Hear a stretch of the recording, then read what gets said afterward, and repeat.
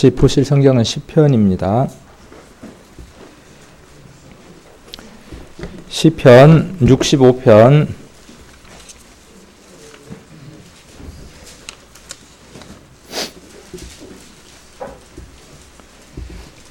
시편 65편 2절 3절 같이 한번 찾아서 읽도록 하겠습니다. 기도를 들으시는 주여, 모든 육체가 주께 나오리이다.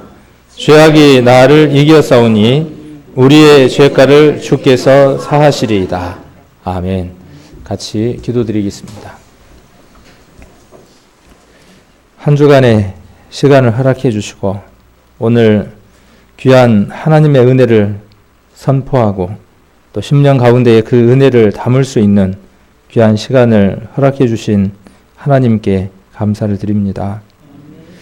하나님은 살아계시고 또 우리 인간을 만드셨으며 일반의 마음을 만드시고 생각과 뜻을 감찰하신다고 말씀하셨습니다. 우리가 하나님을 떠나서 곁길로 나아가 마음껏 사단을 따라서 헛된 삶들을 살았던 것을 말씀을 통해서 확인할 수 있었습니다. 우리 인생을 하나님께서 간절히 부르고 계시고 우리를 만나고 싶어하고 우리를 보고 싶어 한다는 사실을 말씀을 통해서 영혼들에게 선포하는 시간들을 가졌습니다. 우리들 10년 가운데에 그 하나님의 음성에 응답하고 행위를 바꾸고자 하는 마음이 있었을 줄로 압니다. 오늘 그 마음을 가진 또 귀한 영혼들이 이곳에 하나님 앞에 있습니다. 주님, 그 영혼의 마음 저희들은 알 길이 없지만 일반의 마음의 비밀까지도 아신다고 말씀하셨으니 주님 그 마음 붙들어 주시고 또 궁일한 심령으로 자비한 심령으로 굽어 살펴주셔서 그 심령 안에 오늘 귀한 하나님의 은혜가 고일 수 있도록 그 심령이 낮고 낮은 마음이 되어질 수 있도록 주님께서 역사해 주시기를 원합니다.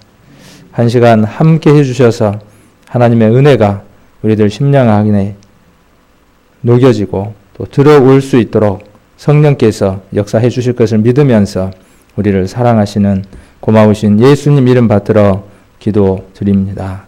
아멘.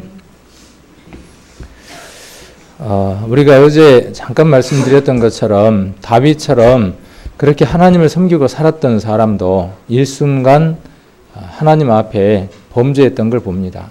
오늘 다윗이 동일한 심령으로 이렇게 이야기하는 걸 볼 수 있습니다. 죄악이 누구를 이겼다고 이야기를 합니까?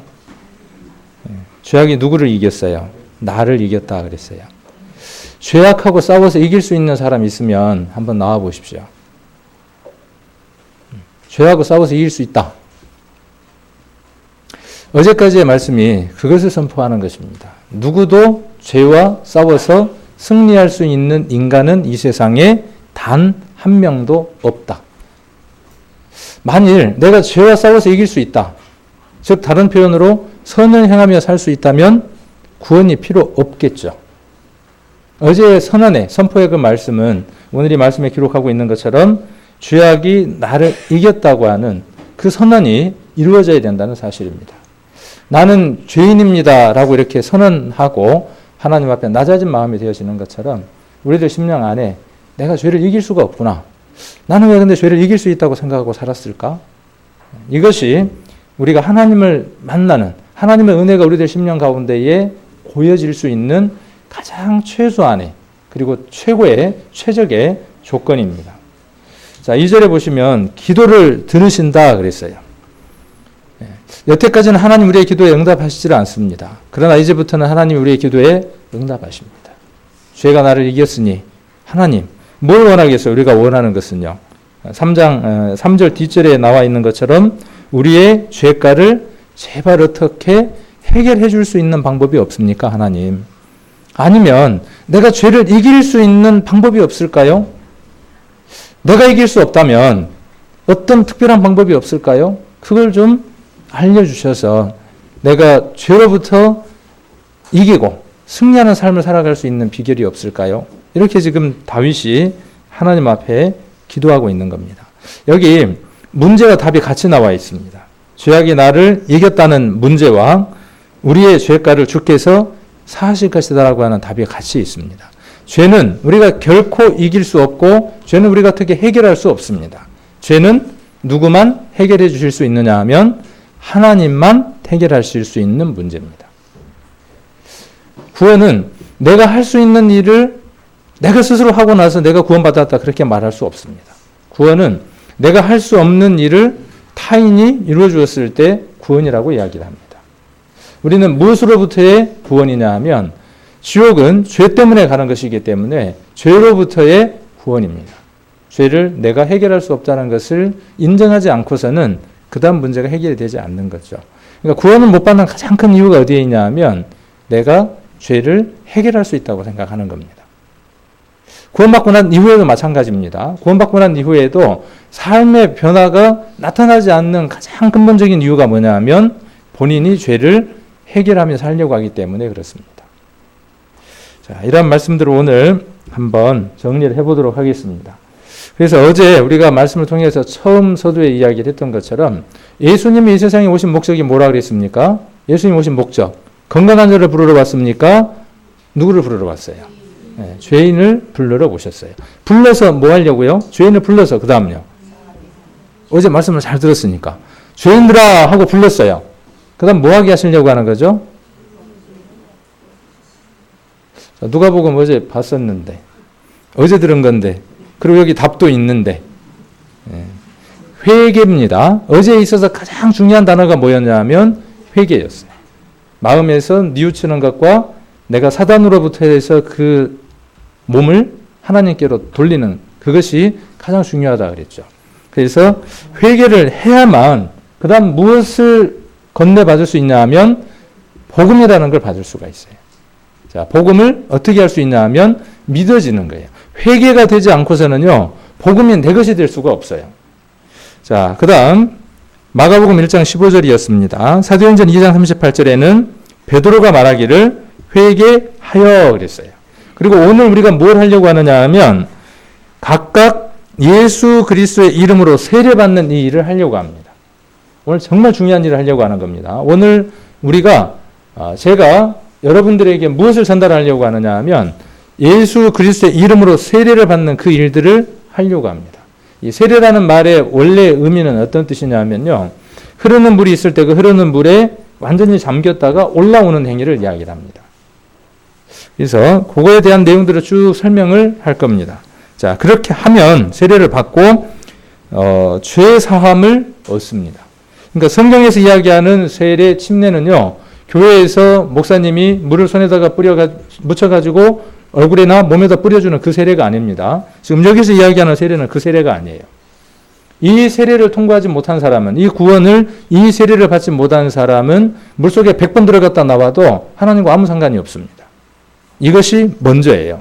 그 다음에 이것이 이루어지는 사람이 그 표로 뭐 하는 거냐 하면 예식을 행하는 겁니다. 그 다음 죄 사함을 얻으라 그랬어요. 그리하면 성령을 선물로 받으리라 그랬어요.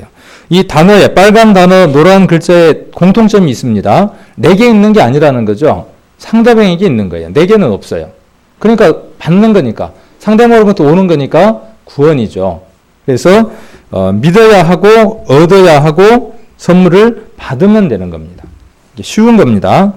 그 다음 사도행전 3장 19절에도 회개하고 돌이킨다 그랬어요. 그리고 죄 없이함을 받으라 그랬어요.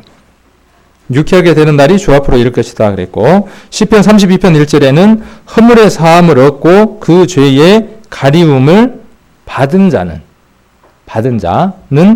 복이 있도다 그랬어요. 이 말씀을 로마서에서 그대로 인용하면서 로마서에서는 어떻게 이야기를 하는지 하면 받은 자가 아니라 받는 자는 이렇게 바꿔서 이야기를 합니다. 그래서 그 받는다는 말은 뭐냐 하면 우리의 삶들 가운데서 그것이 계속 이루어져 간다는 진행형을 이야기를 합니다. 그래서 이 두 가지가 같이 이루어져야 합니다. 그래서 오늘 죄의 사함이라고 하는 여기 이제 중요한 단어들이 죄의 사함이라고 하는 단어가 나오고 허물의 사함이 나오고 죄의 가리움이라고 하는 단어가 나옵니다. 문제가 지금 우리가 어제 무엇을 문제로 지금 제시했으니까요. 죄에 대한 문제가 제시됐으니까. 그걸 어떻게 해결하느냐는 것인데 오늘 네 구절의 말씀이 무엇을 전제로 하고 있느냐 하면 이걸 누가 쥐고 있다는 거예요. 누가 갖고 계신다는 거예요. 하나님이 갖고 계신다고요. 하나님이 갖고 계시니까 우리가 뭐라고 이야기해야 되겠죠? 제가 받고 싶습니다. 그래야죠. 제가 그걸 원합니다. 그렇게 이야기를 해야 주실 거 아니에요. 준비는 다 했는데 원하지 않으면요. 찾게 될 수가 없죠. 자, 우리가 어제 뭘 배웠냐 하면 율법이라고 하는 것을 배웠습니다. 어제 율법에 대해서 배웠는데 여기만 올라오면 컴퓨터가 영 이상해지네요. 제가 뭘 만들어 놨는데 만들어 놓은 대로 안 움직이고 좀 뭔가 이상한 것 같아요. 자, 원래 이 율법이 저기 위에서 툭 떨어져야 되는데 안 떨어지고 폭 나와 있으니까 제가 지금 당황한 거예요, 지금. 율법도 하늘에서 톡 떨어져야 되고 그 다음 것도 누르면 나와야 되는데 지금 하늘에 두 개가 다 나와 있어갖고 제가 갑자기 지금 확 당황을 했어요. 어찌됐든 상관은 없습니다. 율법이 저 뒤에 산이 뭔 산이냐 하면 시내산이에요. 시내산에서 모세가 하나님으로부터 받았습니다. 그런데 시내산에서 모세가 받았던 것이 율법만 받았다면요. 전 인류는 전부 다 지옥에 갈 수밖에 없습니다. 하나님은 모세에게 무엇을 주셨냐 하면 그들이 율법을 지키겠습니다라고 큰 소리로 외쳤지만 하나님은 뭘 하셨냐 하면 이미 그 율법이 내려질 당시에 그들이 무엇을 하고 있었냐 하면 우상 숭배하고 있었던 것을 하나님은 아셨어요. 그래서 이것을 주면서 지키라고 주신 게 아니에요. 하나님이 그렇게 어리석은 분입니까? 그래서 율법은 뭐 때문에 주셨다는 거예요? 죄를 발견하라고 주신 거예요. 그래서 누가 필요하다는 거예요? 그 죄에 대한 문제를 해결하기 위해서는 하나님의 도우심이 필요하다는 것을 알게 하기 위해서 율법을 주셨고 그 다음에 그 답은 또 누구에게 있고요? 하나님께 있는데 하나님께서 그 절차를 정해 주셨다고요. 그게 출애굽기에 기록이 되어 있고 출애굽기에 기록되어 있는 그 제사에 여기 지금 대속에 관계된 것을 특별히 뽑아서 부록으로 만들어 놓은 게 뭐냐면 레위기예요. 출애굽기에 기록되어 있는 그 제사법을 자세하게 따로 뽑아 놓은 게 레위기입니다. 그래서 계명만 있었다면 우리는 하나님의 공의 때문에 죄를 범했기 때문에 죄의 값은 사망이고 심판을 받고 영원한 불못으로 떨어질 수밖에 없습니다. 그런데 무엇이 있기 때문에요? 대속이라고 하는 하나님의 사랑이 있기 때문에 희망이 있습니다. 간혹 그렇게 이야기를 하죠. 하나님은 들은 건 있어 갖고 무슨 하나님이라 그래요? 어디서 들은 건 있어. 그래 갖고 뭐라 그래요? 아이고 하나님이 뭐 사랑의 하나님인데 세상 사람들을 지옥 보내겠어? 그건 뭘 몰고 뭘 모르는 거예요. 하나는 알고 하나는 모르는 거죠. 사랑의 하나님이 있고 공의 하나님이 계시다는 사실을 깨닫지 못해서 그런 것이죠. 먼저는 뭘 만나야 하느냐 하면 시험한 심판을 하시는 공의 하나님을 만나야 한다는 것이죠. 순서가. 자, 요것도 그러네요. 왜 그럴까요? 이게 좀 이렇게 돼서는 안 되는데 시간을 전략하라고 그렇게 하는 것 같습니다. 자, 이렇게 돼야 맞는데, 이렇게. 이걸 원했는데 이게 안 되고 그냥 지 혼자 나와버려서 참 답답하네. 자, 도적질, 살인, 간음 안 한 사람이 있습니까? 나는 살인은 안 했는데, 성경은 뭐라고 이야기했어요, 어제? 옛사람에게 말한 바, 살인치 말라 하였다는 것을 너희가 들었으나, 이렇게 말씀하시면서, 또 요한 1서에서는 형제를 미워하는 자마다 살인하는 자라고 해서 행위와 마음을 동일시하고 있죠. 그래서 이 모든 것들을 사람들이 생각하는 그 범주의 죄들도 우리가 다 범하고 있다는 사실이죠. 거기에 더하기 뭡니까? 우리 인생이 누구를 떠나 있다는 사실을 이야기하는 거예요. 하나님을 떠나 있다는 거예요. 찾으려고 하지 않았다는 거예요. 적어도 이번에 이 말씀을 들으면서 하나님이 계시다는 것을 알았고 내가 하나님께 가야 한다는 그 생각을 갖게 됐다면 이번에는 아주 귀중한 시간이 된 겁니다. 오늘 제대로 준비가 된 겁니다. 그리고 또 하나 아담 안에 내가 있다는 것. 가장 중요한 게 뭐냐 하면 아담이 선악과를 먹을 때 내가 함께 먹었다는 사실. 그래서 내가 지금 죄를 범할 수밖에 없고 그래서 내가 죄인이라는 사실을 인정해야 한다는 사실이죠. 내가 지금까지 살면서 죄를 한 번도 안 지었다고 할지라도 일평생 태어나서 죄 한 번도 안 지었어요. 예를 들어서 그렇다고 할지라도 나는 누구예요? 나는 죄인이라고요. 아담 안에서 죄인 되었다고요. 그래서 심판을 받을 수밖에 없다고 이야기합니다. 죄의 값은 사망이에요. 이게 뭐냐 하면 율법이 계명이 가르쳐주는 심판이에요. 그런데 우리에게 오늘 알려주고자 하는 것은 뭐냐 하면 희망이 있다는 거예요.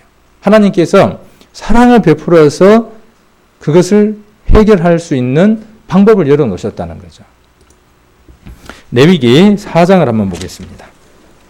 레위기 4장 27절입니다.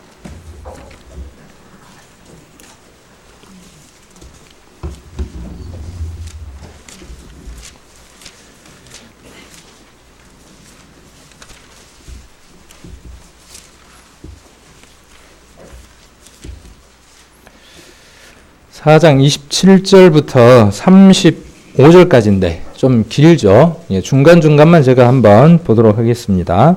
만일 평민 중에 하나가 여호와의 금령 중 하나라도 부지 중에 범하여 허물이 있었다가 그 범한 죄에 깨우침을 받거든 그는 흠없는 암염소를 끌고 와서 그 범한 죄를 인하여 그것을 예물로 삼아 그 속죄제 희생의 머리에 안수하고 그 희생을 번제소에서 잡을 것이요 제사장은 손가락으로 그 피를 찍어 번제단 뿔에 바르고 그 피 전부를 단 밑에 쏟고 그 모든 기름을 화목제 희생의 기름을 취한 것 같이 취하여 단 위에 불살라 여호와께 향기롭게 할지니 제사장이 그를 위하여 속죄한즉 그가 사함을 얻으리라. 자, 죄가 있으면 그 죄 때문에 지옥을 가야 하잖아요. 근데 여기 보니까 뭐라고 말씀하시느냐 하면 평민 중에 하나가 그랬어요. 자, 4장 2절 한번 보겠습니다. 4장 2절을 보시면 4장 2절 보시면 조금 가운데 부분에 누구든지 여호와의 금령 중 하나라도 그릇 범하여 그랬어요. 자, 4장 2절에 보시면 누구든지 그랬어요. 누구든지라는 말에는 남녀노소 다 해당이 되는 거죠. 자, 그러면서 구체적으로 이제 나열하는 겁니다. 엑서사이즈, 예제를 들면서 지금 얘기를 하는 거예요. 첫 번째 뭐냐 하면 제사장이 범죄를 했으면, 그러니까 지위가 높은 사람이죠. 그 다음에 족장이 범죄를 했으면, 족장이, 그 다음에 또 온 회중이 죄를 범하였으면. 자, 그래서 3절부터 보면 제사장이 범죄를 했으면 하는 내용이 나오고, 그 다음에 13절부터는 온 회중이 하나님 앞에 죄를 범한 줄 몰랐다가 깨달으면 그렇게 이야기를 하고 있고, 그 다음에 22절에 보면 족장이 이렇게 이야기를 합니다. 그 다음에 27절에 평민이 이렇게 이야기를 하고 있어요. 우리는 그냥 보통 사람 누구예요? 평민 정도의 수준이니까 그냥 평민이라는 이 말씀을 우리가 한번 찾아본 거예요. 근데 다 대동소이해요. 원리가 똑같다는 겁니다. 그래서 첫 번째 뭐냐 하면 금령 중에 하나라도 범하였는데 그 범하였다는 것을 깨닫지 못하고 있다가 깨달으면 그랬죠. 그 다음에 부지 중에 그랬어요. 부지 중이라는 말은 무슨 뜻이죠? 알지 못하던 중에 그런 말이죠. 내가 생각지도 못하는 사이에 죄를 범할 수도 있죠. 자, 그랬을 때에 그러면 뭐가 있는 거죠? 허물이 있는 거죠. 깨닫지 못하다가 깨달으면 어떻게 한다는 겁니까? 깨달으면 뭐가 필요하다고요?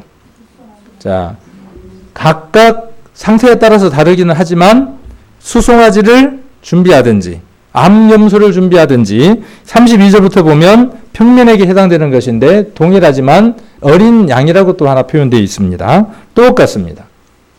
그래서 죄가 있는데 죄를 깨닫지 못하면 뭘로 통해서 죄를 깨닫겠죠? 하나님 우리에게 주셨던 율법이라고 하는 걸 통해서 비춰보고 내가 하나님께 죄를 범하였구나, 벗어났구나 하는 걸 깨닫게 되죠. 깨달으면 어떻게 해야 된다고요? 가서 뭘 준비를 해야 된다는 거죠? 가서 나의 죄를 대신 속해 줄 수 있는 죄물을 준비해야 된다는 거예요. 그래서 뭘 준비를 하느냐 하면 수송아지든지 암염소든지 어린 양을 준비를 하는 겁니다. 그 다음 그냥 아무렇게나 해서는 안 돼요. 뭐가 필요하죠? 절차가 필요해요. 절차가 다 대동소이합니다. 자, 그런데 그 절차에 있어서 꼭 필요한 게 있어요. 그게 뭡니까? 저를 보면 안 돼요. 항상 제가 이렇게 물을 때에는 저하고 눈을 마주치면 제가 물어보거든요. 그러니까 저하고 눈을 마주치지 말고 얼른 나를 보고 성경을 보셔야 돼요. 27절에 뭐가 필요하죠? 27절부터 보면 29절에 지금 뭐가 나왔습니까? 그 속죄제 희생의 머리에 뭘 합니까? 안수를 해요. 그리고 그 희생을 어떻게 합니까? 잡아야 돼요. 잡는다는 말은 뭔 말이에요? 어디 도망 못 가게 깍 잡는다 그 말이에요? 아니면은 칼로 찔러서 죽인다 그 말이에요? 죽인다는 말이에요. 꼭 붙들고 있는다는 말이 아니고 참 한글이 어렵죠. 자, 죽인다 그 말이에요. 죽여서 그 다음 30절에 뭘 얻어야 돼요? 피를 취해야 돼요. 여기 지금 중요한 거 하나가 빠졌죠. 뭐가 빠졌어요? 왜 뺐을까요? 꼭 기억하라고 뺐어요. 있으면 그냥 넘어가니까 꼭 기억하라고 빼놨습니다. 여긴 뭐가 꼭 들어가야 되느냐 하면 안수가 들어가야 돼요. 안수라는 절차는 뭐냐 하면 내게 있는 죄를 그 죄물에게 하나님의 뜻에 합당하게 전가시키는 거예요. 넘기는 거예요. 자, 그런 다음에 어떻게 하느냐 하면 죽여요. 죽인 다음에 어떻게 하느냐 하면 그 피를 번제단이라고 하는 곳 뿔에다가 뿌리기도 하고 어떤 데는 번제단 사면에다가 뿌리기도 하고 어떤 속죄죄냐 하는 거에 따라서 절차는 다르기는 합니다. 그러나 꼭 필요한 게 뭐가 필요하냐 하면 반드시 피라고 하는 게 필요하다는 겁니다. 그렇게 해서 뭘 얻느냐 하면 사함을 얻어요. 용서를 얻어요. 얘들이 죄가 있어요 없어요? 무죄예요. 죄는 누가 짓고? 전문용어로 지가 짓고 자기가 짓고 그렇죠. 그런데 얘들은 지금 뭐 때문에 불려온 거죠? 알겠어요? 모르겠어요? 몰라요. 자, 여기 보니까 잘 보여요? 뭘 지금 타고 있어요? 목에다 줄을 매달았는데 왜 매달았겠어요? 사형이죠. 이 운명에 처해 있는 사람이 누구냐 하면 우리 인생들이죠. 교수형 차하기 위해서 다 대기하고 있는 사람들입니다. 줄을 지금 타고 있는 거예요. 기다리고 있는 거예요. 요대로 있으면 다 죽죠. 근데 하나님이 어떻게 해주셨다고요? 요거를 누군가가 대신 해결할 수 있는 길을 열어놨다고요. 이제 말을 잘 듣네. 이렇게 돼야 되는데 안 돼갖고 땀이 났어요, 제가. 자, 죄를 소에게 넘겨도 같은 가치를 갖고 양에게 넘겨도 같은 가치고 염소에게 넘어도 같은 가치를 갖는 거예요. 그 죄가 넘어가는 겁니다. 그런데 그냥 있을 수는 없죠. 여기 빨간 것처럼 뭘 흘려야 돼요? 피를 흘려서 죽어서 번제단에다가 그 피를 뿌리면 이 사형의 죄가 사하여진다고요. 자, 이게 누구의 법이냐 하면 하나님의 또 다른 법인 사랑의 법이에요.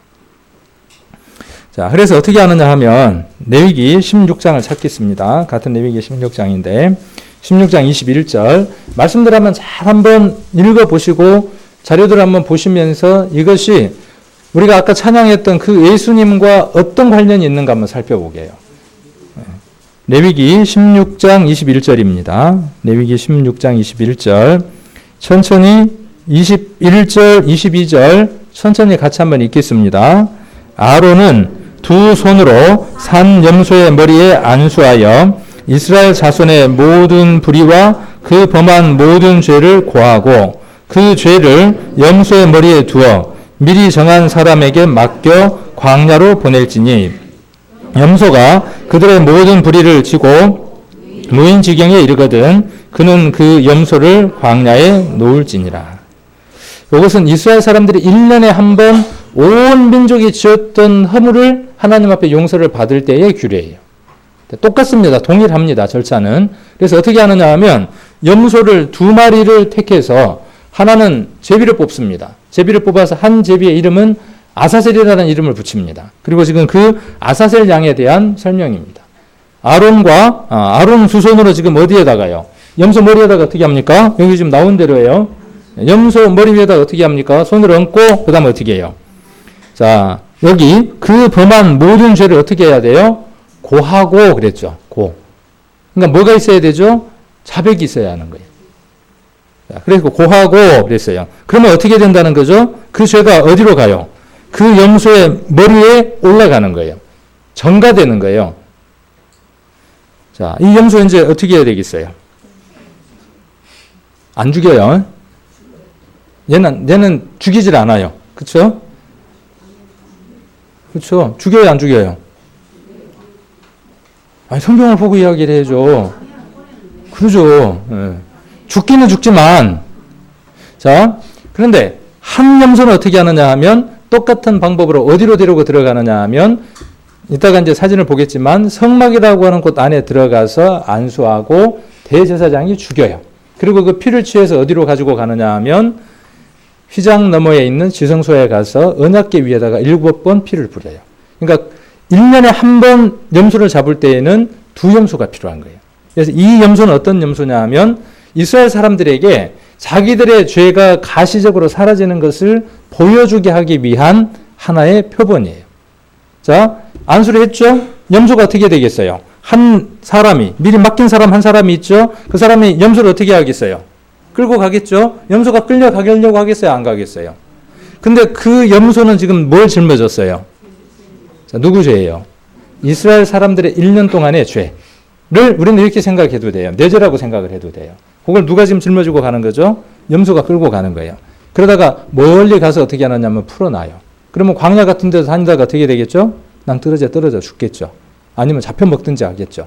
이스라엘 사람들은 그걸 쳐다보면서 염소가 아니고 뭐예요? 염소가 아니라 뭐죠 지금? 내 죄예요. 내 죄가 어떻게 되는 거죠? 요만큼 눈에 보였다가 요만큼 눈에 보였다가 요만큼 눈에 보였다가 요만큼 눈에 보였다가 사라졌어요. 어떻게 믿는 거죠? 아, 하나님이 나의 죄를 염소에게 넘겨서 이렇게 사라지게 해주셨어. 눈에 내 죄를 안 보이게 해줬어. 그렇게 믿는 거예요. 그럼 뭐라고 기도하겠습니까? 감사합니다.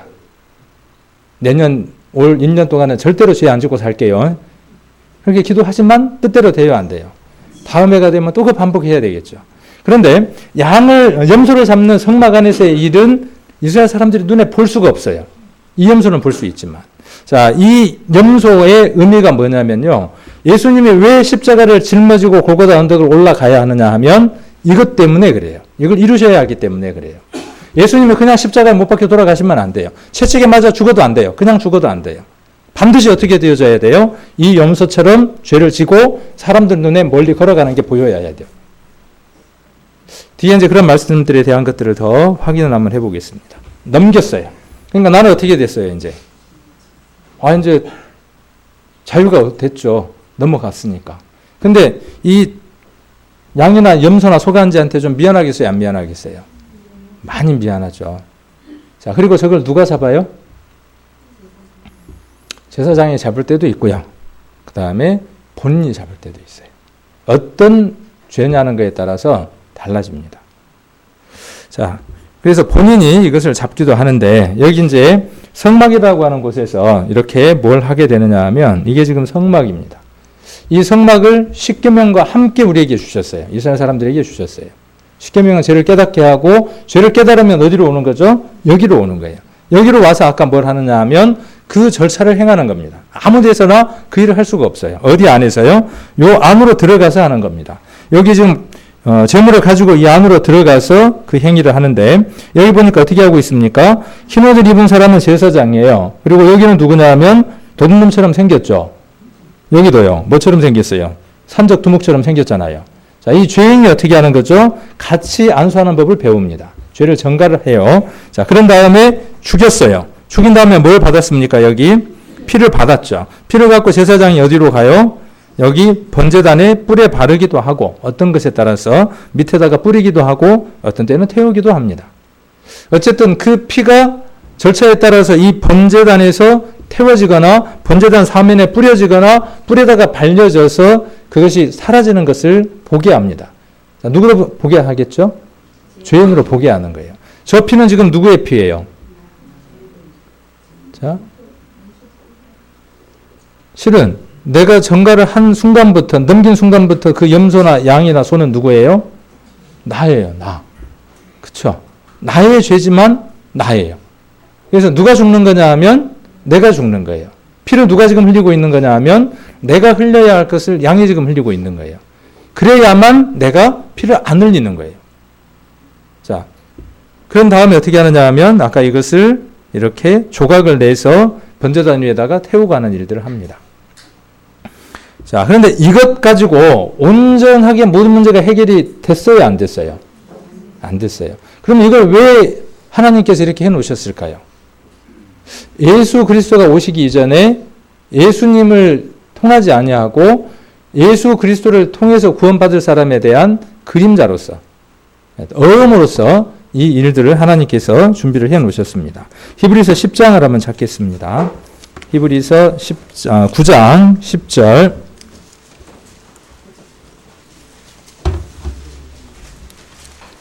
히브리서 9장 10절.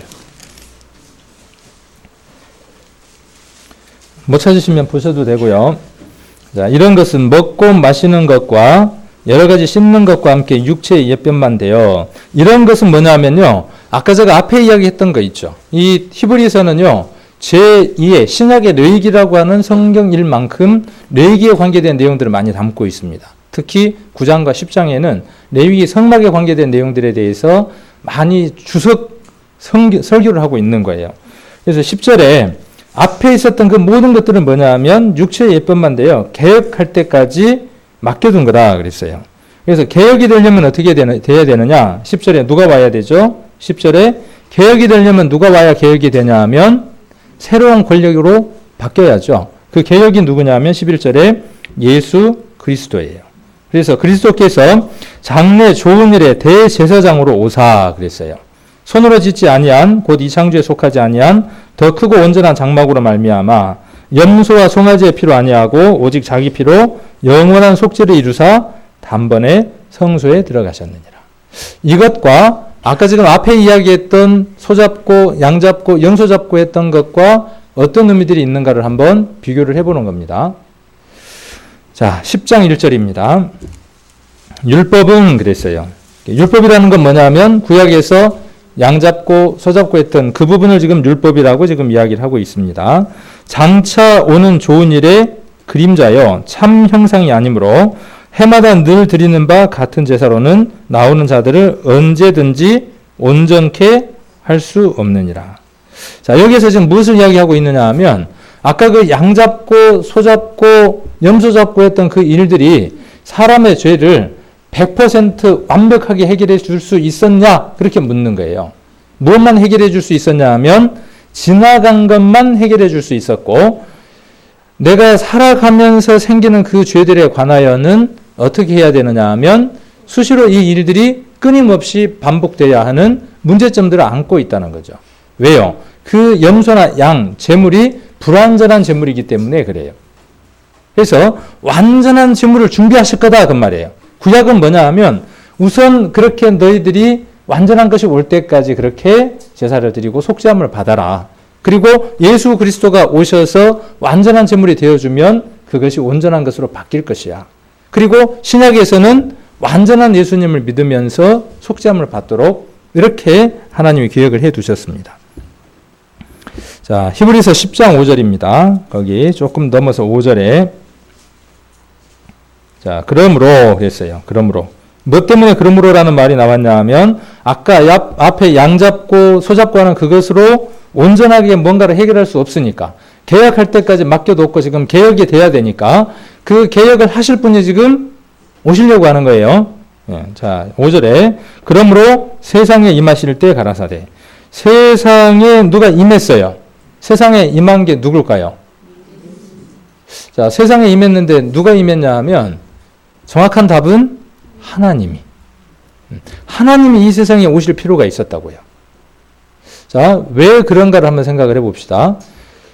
자, 사람은 죄를 태어나면서부터 시작해서 짓기 시작해서 지금 현재도 늙어 죽을 때까지 죄를 짓는단 말이에요. 그런데 나 혼자만의 문제가 아니라 내가 삶을 살아나갈 때에 내 자녀도 마찬가지로 태어나서 또 다른 죄를 짓고 살아나가죠. 그러면 아담 때부터 시작해서 마지막 인류가 끝날 때까지 수많은 사람들이 있는데 그 많은 사람들의 죄를 온전하게 해결할 수 있는 방법이 없더라는 거죠. 그렇게 해결하려면 양이 끊임없이 죽어가야 돼요. 짐승들이 끊임없이 죽어가야 되죠. 그래서 그 문제를 해결할 수 있는 방법은 하나님이 무엇이 되어주는 거냐 하면 제물이 되어주는 거예요. 자, 그런데 문제는 하나님이 속죄 제물이 되시려고 계획을 했는데 문제는 어떤 문제가 있어요? 하나님은 형체가 있어요, 없어요? 없어요. 그리고 갑자기 확 나타나가지고 내가 누구를 위해서 죽어줄게 그러면 사람들이 뭐라 그러겠어요? 네가 누구야? 그럴 거 아니에요. 그러니까 구약에다가 뭔 이야기를 쭉 해주는 거죠? 우리 인생들이 알아들을 수 있도록 하나하나 차근차근 인내 있게 얘기를 해주시고 난 다음에 이런 것처럼 내가 가서 완벽하게 해줄게. 왜? 하나님은 어떤 분이니까? 온전하고 완벽한 분이니까. 하나님은 영원하고 완벽한 분이기 때문에 와서 그 문제를 해결할 수 있지만 어떤 문제점이 있어요? 하나님은 몸이 없죠. 형체가 없으니까 뭔 문제가 생겨요? 피를 흘릴 수 있어요? 없어요? 없어요. 그러니까 뭐가 필요하겠어요? 피를 흘릴 수 있는 육체가 필요하죠. 그런데 문제는 어떤 문제가 있죠 또? 어떤 문제가 있냐 하면 세상 모든 사람의 육체는 어떤 문제를 갖고 있냐 하면 죄의 씨를 갖고 태어난단 말이에요. 그러니까 죄의 씨를 갖고 태어나면 그 죄 있는 사람이 누군가의 죄를 해결해 줄 수 없어요. 그러니까 어떻게 태어나셔야만 하죠? 아주 특별한 방법으로 태어나야 돼요. 그래서 처녀의 태만 빌려서 태어나시는 거예요. 자, 5절에 그러므로 세상에 임하실 때 가라사대 하나님이 죄사와 예물을 원치 아니하시고 오직 나를 위하여. 나는 누구냐 하면 하나님이 사람의 모습으로 오려고 하는데 안에 안맹이를 이야기하는 거예요. 나는 누구예요 지금요? 형체가 있어요 없어요? 형체가 없는 하나님이에요. 나를 위하여 한 몸을 준비하는 거예요. 그 한 몸이 어떤 몸이에요? 죄가 없는 흠없는 몸이에요. 누구를 통해서? 여자의 태만 빌려서. 씨는 누구의 씨를? 사람의 씨를 받지 않는 씨를 빌려서. 자, 한 몸을 예비했어요. 자, 6절에 전체로 번제함과 속죄제는 기뻐하지 아니하시나니 이에 내가 말하기를 하나님이여 보시옵소서. 자, 그런데 그분이 스스로 또 누구에게 뭐라고 이야기를 하고 있어요? 하나님께 지금 이야기를 하는 거죠. 이야기하시면서 하나님이여 보시옵소서 두루마리 책에, 이 두루마리 책은 제가 보는 성경에 빨간색으로 뭐라고 되어 있냐 하면 모세오경을 포함한 모든 구약 성경을 의미함. 그렇게 이야기를 해놨어요. 그래서 두루마리 책은 뭐냐면 구약에 기록된 예수님에 관한 모든 예언들을 이야기를 하는 겁니다. 두루마리 책에 나를 가리켜 기록한 것 같이 하나님의 뜻을 행하러 왔어요. 하나님의 뜻은 뭐겠습니까? 모든 인생이 구원받기를 간절히 원하고 모든 인생이 진리에 이르기를 원하는 간절한 마음이에요. 그 뜻을 이루기 위해서 누가 오셨어요? 예수님이 오셨어요. 자, 그 한 몸을 누구를 위해서 준비했다고요? 자, 우리면 안 돼요. 우리면 안 돼요. 우리 마누라 그래요. 외국 사람들은 기가 박고 자빠져요. 마누라를 어떻게 공유를 해요? 우리 마누라래. 마누라가 내 마누라지 왜 우리 마누라예요? 아직 이해가 안 되셨나 봐. 마누라 공유하면 안 되잖아요. 내 마누라지 우리 마누라라 그러면 안 돼요. 그런데도 잘 알아들어요. 그 말을. 우리 마누라로 안 삼고 하여튼. 자, 나예요. 여기에서 대주 소풍 가면 안 됩니다. 납니다. 자, 누구를 위해서 이 일들을 하나님이 계획하셨냐 하면 나를 위해서 계획하셨다고요. 자, 그래서 한 몸을 준비를 하셨는데 그 한 몸의 모습이 이런 모습입니다. 십자가에 매달린 한 모습. 이렇게 될 것이라고 어디에 기록을 해놓고요? 구약에 낱낱이 기록을 해놓고 이대로 이루신 분이 누구냐 하면 예수님이에요. 뭘 그대로 이루었을까요? 아까 양이나 염소에게 안수를 한 다음에 그 양을 죽입니다. 그렇게 죽였을 때 죄가 용서되는 것처럼 예수님도 세상 모든 사람의 죄를 짊어지고 그 죄에 대한 대가만큼 피를 흘리러 오신 분이죠. 그래서 죄의 대가대로 심판을 받는 겁니다. 자, 예수님이 이렇게 십자가에 못 박힐 때에는 먼저 무엇이 선행되었겠어요? 그냥 이렇게 매달릴 수는 없죠. 절차가 있어야죠. 그 절차에 어떤 절차가 있겠어요? 안수가 있었겠죠. 안수가 있었을까요? 없었을까요? 눈치가 빠른 사람들은 알아요. 누가 그 안수를 해줬죠? 요한이 안수를 해줬어요.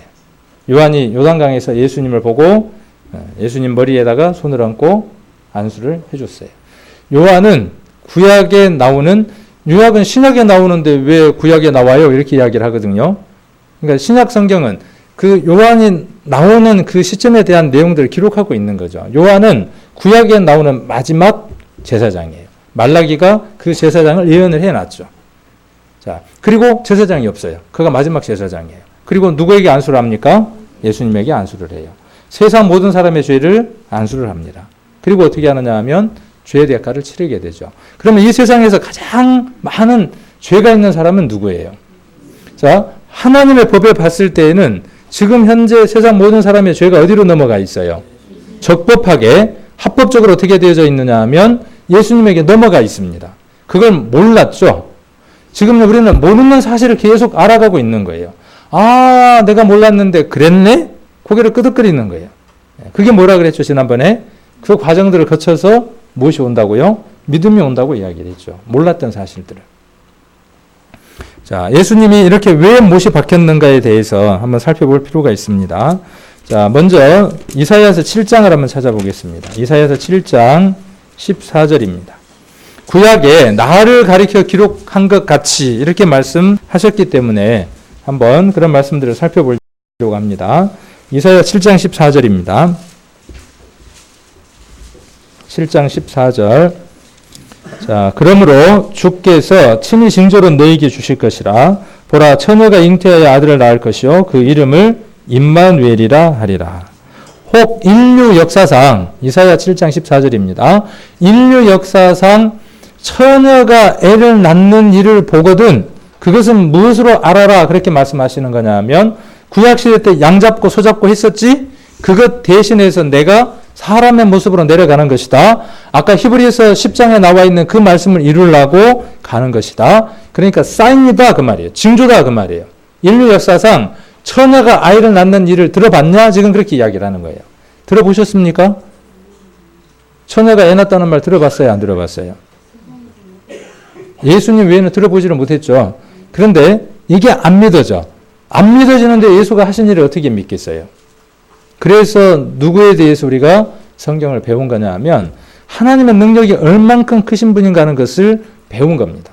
하나님은 처녀 뱃속을 빌릴 수 있는 능력이 있다는 것을 알게 하기 위해서 3일이라는 시간을 소요한 겁니다. 하나님은 사람을 만드신 분이고 오장육부를 만들고 가장 작은 세포와 큰 세포가 만나서 사람을 만들게 하신 분입니다. 처녀의 태 하나 빌려서 아이 낳는 건요. 그 여자를 통해서 태어나는 것 손바닥 뒤집는 것보다 쉽습니다. 요즘은 사람도 그거 해요, 못해요? 사람도 해요. 의사가 뭐 하느냐 하면 불임인 여자들 어떻게 하느냐 하면 저기 못 사는 나라에 건강한 처녀를 사요. 그런 다음에 어떻게 하느냐 하면 남편의 정자 뽑고 여자의 난자 뽑은 다음에 인공수정을 한 다음에요. 처녀 뱃속에다 집어넣어요. 그럼 그 처녀가 관계를 가졌어요, 안 가졌어요? 한 번도 관계를 안 가졌는데 아이를 낳는다고요. 하나님이 그거 못 하시겠냐고요. 자, 그 예수라고 하는 분이 하나님이라는 사실이 믿어지지 않으면요. 성경은 아무것도 아닙니다. 교회 다닌다고 하는 건요. 아무것도 아니에요. 그건 아무것도 아니에요. 쓰잘데기 없는 거예요. 그것이 믿어지지 않았다면. 자, 그래서 처녀를 통해서 아이를 주실 것이다. 그게 뭐냐 하면 사인이다. 세상을 정말 사랑했다는 사인이다. 근데 그 아기가 누구냐 하면 9장 6절 한번 보겠습니다. 그 아이가 누구라고 이야기하느냐 하면 6절에 자, 이는 한 아기가 우리에게 낳고 한 아들을 우리에게 주신 바 되었는데 그 어깨는 정사를 메었고 그 이름은 김묘자라 모사라 전능하신 아버지라 영존하신 아버지라 평강의 왕이라 할 것이라. 자, 한 아기가 우리에게 태어났어요. 아까는 주신다 그랬는데 9장에 넘어와서는 벌써 줬다 그랬죠. 이사야가 메시아가 탄생할 것을 미리 하나님을 통해서 보는 것이죠. 이건 지금으로부터 약 2700년 전에 BC 730년경에 기록된 성경입니다. 이사야 선지자를 통해서 예수님이 태어날 모습을 보여준 거예요. 뭘 본 거냐 하면 마태복음 1장을 본 겁니다. 마태복음 1장을 한번 가보겠습니다. 마태복음 1장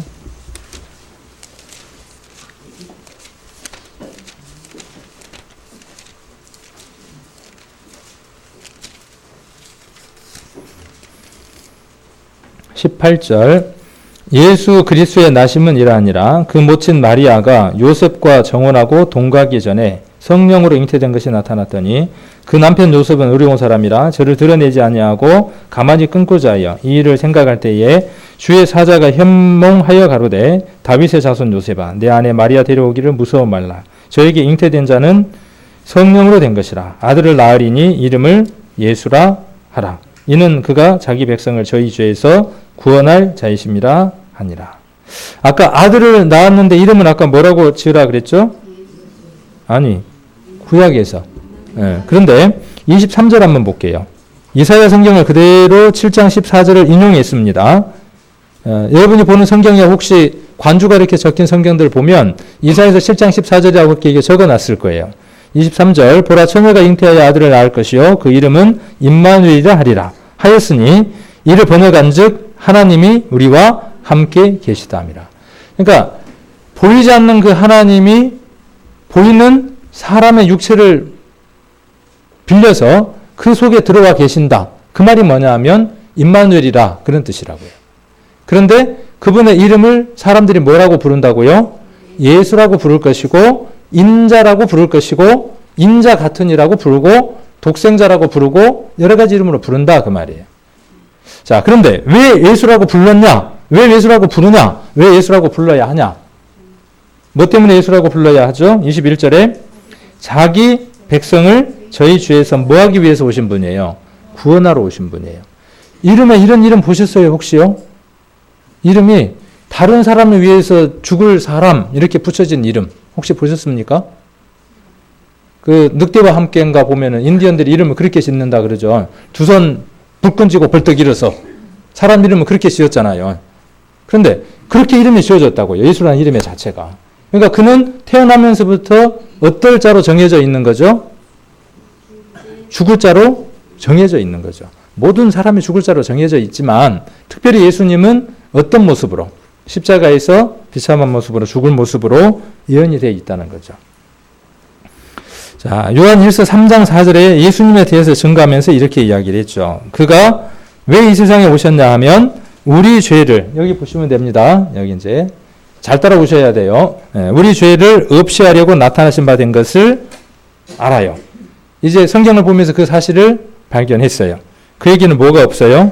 죄가 없어요. 자, 여기 아까 이사야서 9장 6절을 영어 성경으로 바꿔놨어요. 자주 드리지만 제가 영어 못한다고 말씀을 드렸습니다. 여기 보니까 아까 9장 6절에 뭐라고 되어 있었냐 하면 기묘자라 그랬죠. 기묘자라는 말을 원더풀이라고 해놨고요. 그 다음에 모사라는 말을 카운셀러라고 해놨어요. 그래서 카운셀러라는 말이 뭔 말인지 아시죠? 우리의 모든 문제를 해결해 줄 수 있는 상담자예요. 자, 그리고 기묘자예요. 기이하고 묘한 분이에요. 자, 하나님인데 사람이라. 사람인데 또 누구예요? 하나님이요. 이 말이 돼요? 그러니까 어떻게 표현할 수 없는 그런데 너무나 묘한 분이고 아름다운 분이에요. 그래서 원더풀이라고 이야기를 했습니다. 자, 디모데 전서 1장 15절에는 그리스도 예수께서 죄인을 구원하시려고 세상에 임하셨다 그랬어요. 예수님이 이 세상에 오신 목적이 무엇 때문에 오셨다는 거죠? 세상 죄를 뭐 하려고? 구원하시려고. 죄인을 구원하시려고. 우리가 죄인을 구원하시려고 하는 이 말은 어제 우리가 서두에 들었던 것처럼 예수님이 뭐라고 말씀하셨어요? 내가 죄인을 불러서 회개하러 오셨다는 그 말씀과 모든 말씀들이 같이 이루어져 가죠. 맞아가죠. 자, 세상에 임하셨다. 그렇게 이야기하면서 내가 죄인 중에 괴수다 그랬어요. 예수를 만난 사람들의 공통적인 특징이 뭔지 압니까? 내가 얼마나 많은 죄를 짓고 살았는지 아십니까? 그런데 예수님이 나의 죄를 해결하셨습니다. 이것이 공통적인 고백이죠. 요한복음 1장 한번 보겠습니다. 요한복음 1장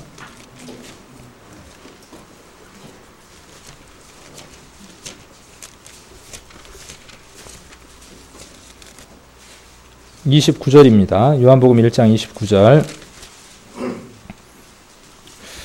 같이 한번 읽겠습니다. 요한복음 1장 29절. 같이 한번 읽겠습니다.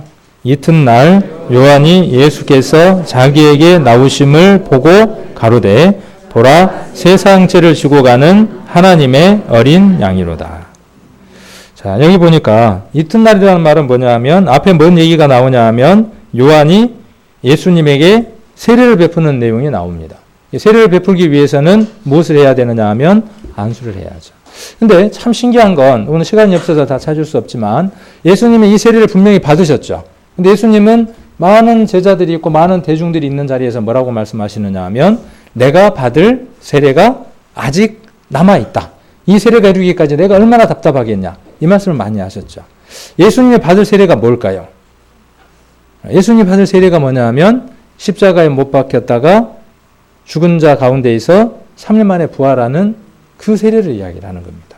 몰랐죠, 제자들이. 후에는 그 세례가 무엇인지를 알게 됐죠. 자, 그것이 일어나고 난 이후에 29절에, 그러니까 그건 뭐냐 하면 예표였죠. 예수님이 십자가에 못 박힐 것에 대한 예표고 예수님이 그 일을 자기의 생애 마지막에 이루시죠. 자, 29절. 이튿날 요한이 예수께서 자기에게 나오심을 보고 가로되 보라 세상 죄를 지고 가는 하나님의 어린 양이라고 이야기를 했어요. 자, 여기 요한이 있네요. 말라기 마지막에 예언되어 있는 선지자. 자, 요한은 사명이 뭐냐 하면, 요한이 해야 될 사명이 뭐냐 하면요, 예수의 앞길을 평탄케 하러 오는 자예요. 그리고 예수님에게 세상 모든 사람의 죄를 전가시키는 자로 이 세상에 왔습니다. 그래서 머리에다가 안수할 때 세상 모든 사람의 죄가 예수님에게로 넘어갑니다. 그래서 그 다음날 정신을 차리고 보니까, 그날은 몰랐는데 그 다음 정신 차리고 딱 보니까 뭐가 보였어요? 예수님 등에 뭐가 짊어져 있어요? 세상 죄가 짊어져 있는 거예요. 자, 그러면 요한이 안수한 그 순간 내 죄가 안수가 됐을까요? 안 됐을까요? 자, 우리는요, 시간의 관념을 뛰어넘어서 지금 살고 있는 겁니다. 실은 우리가 하나님의 관점에 와 있는 거예요. 그래야만 이것이 이해가 됩니다. 시간과 공간을 뛰어넘지 않고서는 이것이 이해가 안 돼요.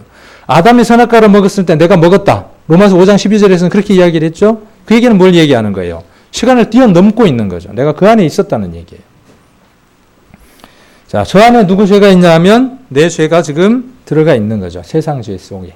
세상이라는 말 속에 공간과 시간적인 개념이 포함되어 있어야 안 되어 있어요? 성경을 공부하려면 하여튼 따지기를 좋아해서 이거저거 잘 따져야 돼요. 그래야 깊이 믿을 수 있어요.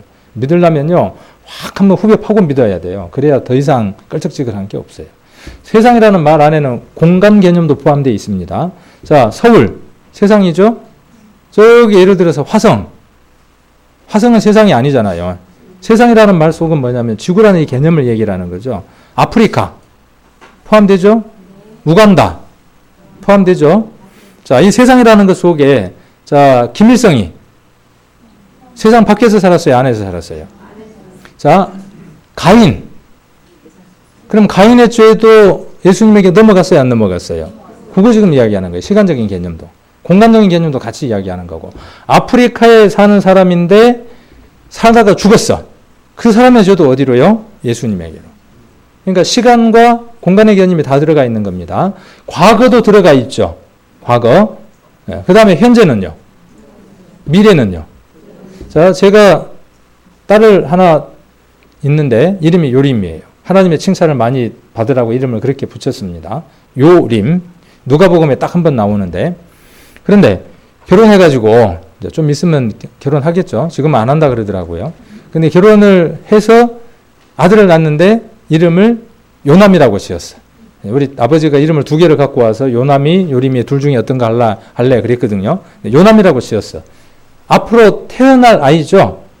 근데 그 요남이의 죄가 요한이 안수할 때 들어가 있겠어요? 안 들어가 있겠어요? 들어가 있죠. 민준이가 지나가면서 소녀시대나 이렇게 춤을 막 추는 걸 보면서 초등학교 때, 소녀시대가 초등학교 때 있었는지는 모르겠지만 하여튼 옛날에 마음으로 음란한 생각을 품으면서 한번 진하게 쳐다봤어. 그러면서 히히하고 침을 흘렸어요. 자, 그것 옛날에 지은 죄가 세상죄에 들어가요? 안 들어가요? 자, 민준이나 민재가 지금 생각 가운데에서 내가 하나님이 아직도 잘 안 믿어지는데 그러면서 껄끄러우면서 뭔가 좀 불편한 마음도 갖고 있어요. 그것도 하나님 앞에 죄겠죠. 비밀들을 지금 다 알아요. 어떤 비밀들인가. 그 비밀들까지도 저 속에 넘어가 있어요? 안 넘어가 있어요? 지금 마음 가운데 있는 거. 넘어갔다 그 말이에요. 그런데 내일 내가 뭔 생각을 할지를 몰라요. 어떤 일이 있을지 몰라요. 근데 내일 있을 일도 어떻게 했다고요? 요한이 넘겼다고요. 자, 그 개념이에요. 그러니까 이건 무엇하고 다른 개념이죠? 아까 구약에 있었던 염소나 양하고는 개념이 다르죠. 왜요? 재물이, 효력이 다르기 때문에 그렇죠. 자, 우리가 어떤 죄를 지었냐 하면 이렇게 죄를 짓고 살았죠, 어제. 마음으로 죄를 짓고 그 마음으로 품은 것이 어디로 올라갔어요? 마음으로 품은 생각이 위로 올라가서 사상이 되어졌고 그 사상이 눈으로 혀로, 손으로, 발로, 온몸으로 죄를 짓고 살았죠. 죄가 가장 많은 장소가 어디예요? 저기에서. 그럼 어디가 심판을 받아야 되겠어요? 자, 요건 내가 심판받아야 되는 것이죠. 실은. 이 심판은 내가 받는 겁니다. 어디에 섰을 때? 백보자 앞에 섰을 때. 내 마음에 창을 찌르거나 대가를 치러야죠. 근데 내가 죽어버리면 방법이 없으니까 하나님이 뭘 베풀어 주신 거라고요? 길을 열어서 방법을 주셨다고요. 그러니까 네가 해결할래? 요거 믿고 천국 올래? 하나님은 두 가지를 지금 선택하라고 말씀하시는 거예요. 선악과 먹을래? 생명과 먹을래? 생명을 선택할래? 사망을 선택할래? 복을 선택할래? 화를 선택할래? 누구도 이제는요, 지은 죄가 많아서 지옥하는 사람은 없습니다. 어떤 것을 선택하느냐에 달려 있습니다.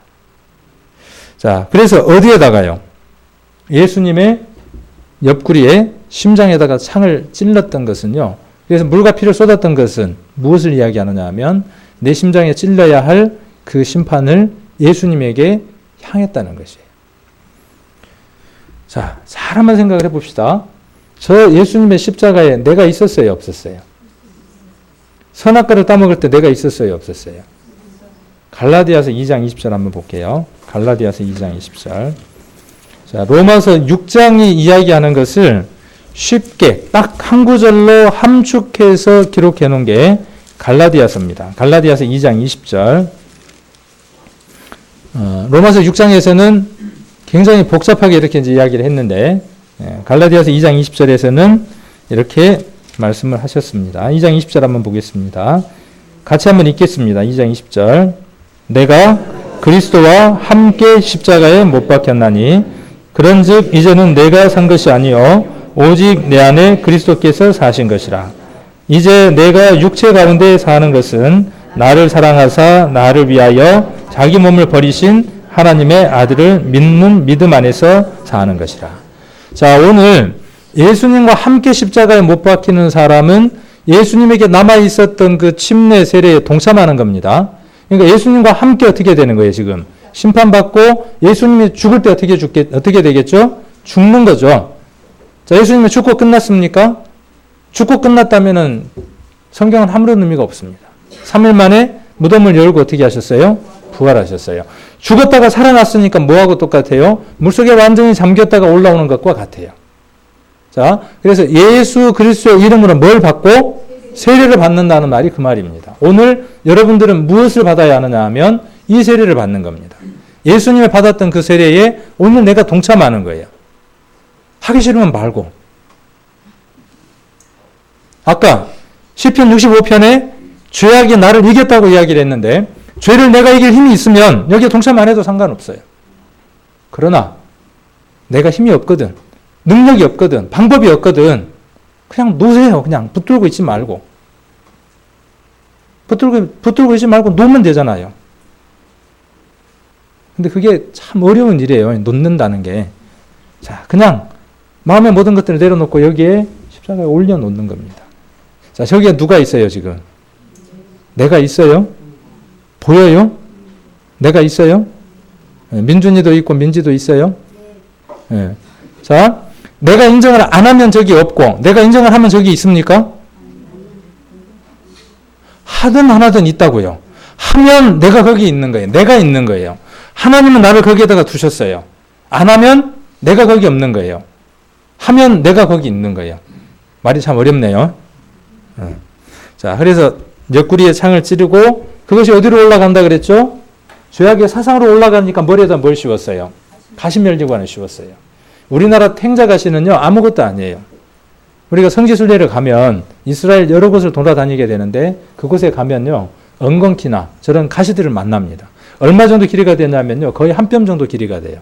그리고 끝을 갖다 대면요, 칼날보다 더 날카로워요. 도르코 날보다도요. 우리가 어느 곳에 가서 만나갖고 이렇게 해보니까요, 바로 찔릴 정도로 날카롭습니다. 끝이. 그걸로 뭘 만들었어요? 둥그렇게 월계수 관처럼 관을 만들었어요. 그렇게 머리에다 어떻게 했어요? 씌웠어요. 그냥 살짝만 올려놨겠습니까? 어떻게 했겠습니까? 살짝만 올려놓은 게 아니고요. 사정없이 올려놓고 손으로 누를 수가 없으니까 뭘로요?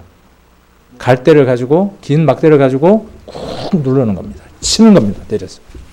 왜 저분이 그걸 맞아야 될 이유가 있을까요? 자, 누구예요? 저게 누구예요? 나예요, 나. 내가 가졌던 그 죄악의 사상 때문에 예수님이 대신 당하는 거예요. 자, 머리에 이렇게 가시밀려관을 씌웠습니다. 그리고 온몸을 채찍으로 때렸습니다. 고전에 의하면 120대를 때렸다고 합니다.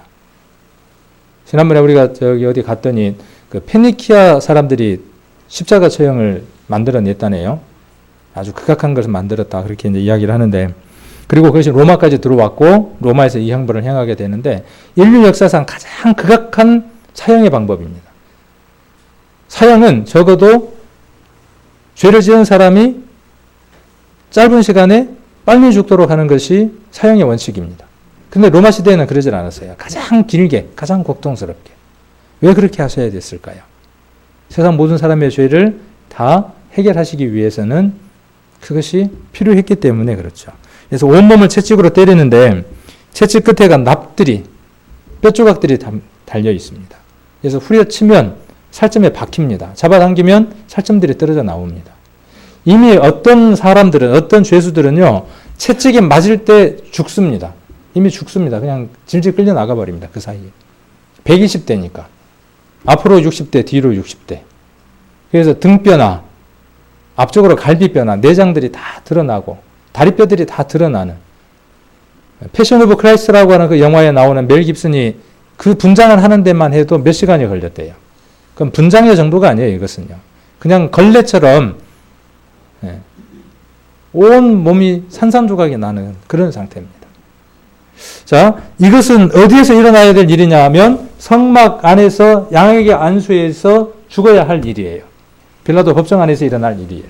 그런데 세상 모든 사람들에게 그가 죄를 짊어지고 가는 모습이 보여야 돼요. 그래서 뭘 짊어지게 합니까? 십자가를 지우고 어디로 올라가게 해요? 호곶 언덕 위로 올라가게 합니다. 예수님 마다하셨을까요? 짊어지셨을까요? 짊어지셨어요. 왜? 그걸 씻어야 하니까. 성경은요, 너무나 오묘합니다. 자, 예수님에게 쓸개 탄 포도주를, 목약을 탄 포도주를 예수님에게 드리려고 했어요. 먹었을까요? 안 먹었을까요? 예수님이. 안 드셨어요. 왜 안 드셨을까요? 그걸 드시면요, 우리를 향하신 사랑을 감하는 거예요. 안 드셨어요. 맛보시고 안 드셨어요. 그런데 해옹에 묻힌 신포도주를 드리니까 드셨어요? 안 드셨어요? 드셨어요. 왜 그러면 쓸개탄 포도주는 드시고 신포도주는 그건 안 드시고 신포도주는 드셨냐고요? 신포도주는 뭘 뜻하느냐 하면요, 시험 빠진 인생들의 상태를 이야기를 합니다. 죄입니다. 예수님이 뭐라고 말씀하시면서 그걸 드셨습니까? 내가 목마르다. 내가 목마르다 그랬어요. 예수님 목마를 이유가 있을까요? 없어요. 목마르실 이유가 없습니다. 그 목마름이 아니에요. 죄인의 죄를 다 해결해야 하는 간절한 목마름이에요. 여기 계신 우리 인생들의 죄를 다 해결해야 하는 간절한 목마름이에요. 그래서 신포도주를 주시니까 어떻게 하셨어요? 시험 빠진 포도주, 누구도 먹지 않는 그 포도주, 우리 인생들의 모습들이잖아요. 그 포도주를 드셨어요. 우리 인생들의 죄를 달게 받으셨어요. 자, 이렇게 채찍으로 쳤습니다. 표현을 이렇게 했지만 저거보다 더하면 더하지 덜하지는 않겠죠. 손에다가 못을 박았어요. 사람들은요, 여기다가 박았냐, 여기다가 박았냐, 그건 논란을 합니다. 중요합니까? 아무 의미 없어요. 여기다 박으면 어떻고, 여기다 박으면 어떠냐고요. 여기다 박으면 뭐 몸이 찢어진다나, 손이? 여기다 박으면 안 찢어지고? 의미 없어요. 그렇죠? 그러나 중요한 건 뭐예요? 손에 못을 박았다는 거예요. 두 손에. 그 거룩한 손에, 천지를 창조하시고 인간 역사를 이끌어갔던 그 넓은 편 손에 못을 박았다고요. 우리 손에 박아야 할 그 손에다가 못을 박았죠. 18cm가 되는 큰 대못을 예수님 양손에 박고 두 발을 모아서 못을 박습니다. 발로 쥐었던 죄 때문에. 그리고 예수님이 십자가 위에서 다 이루셨다고 말씀하셨습니다. 요한복음 한번 보겠습니다. 요한복음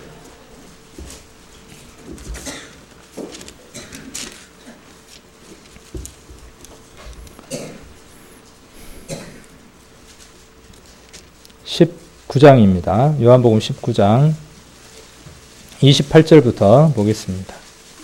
28절부터 30절까지입니다. 같이 읽겠습니다. 이후에 예수께서 모든 일이 이미 이루신 줄 아시고 성경으로 응하게 하려 하사 가라사대 내가 목마르다 하시니 거기 신 포도주가 가득히 담긴 그릇이 있는지라 사람들이 신 포도주를 머금은 해웅을 우슬초에 메어 예수의 입에 대니 신 포도주를 받으신 후 가라사대 다 이루었다 하시고 머리를 숙이시고 영원히 돌아가시니라. 다 이루었다라는 말은 값을 다 치렀다. 외상값을 다 갚았다 그런 뜻이에요. 우리 인생이 외상을 했어요. 누구에게 외상했냐 하면 마귀에게 외상을 했습니다. 죄를 짓는 것은요. 마귀에게 외상하는 것과 같습니다. 마귀는 값을 달라 그래요. 값을 어디에서 치르라고 이야기를 해요? 나하고 뜨끈뜨끈하군 지옥에서 영원토록 값을 갚아달라고 마귀는 잡아당깁니다. 따라가십시오. 따라가세요. 자, 뭔 얘기 하려다가 네. 자, 다 이뤘다는 얘기 하려고 그랬죠. 마귀는 그 값을 달라고 한다고요. 그런데 그 값을 우리가 치를 수 있어요? 없어요? 없어요. 자, 그래서 누가 그 값을 치른다고요? 예수님이 지금 뭘 하시는 거죠? 그 값을 다 치르신 거예요.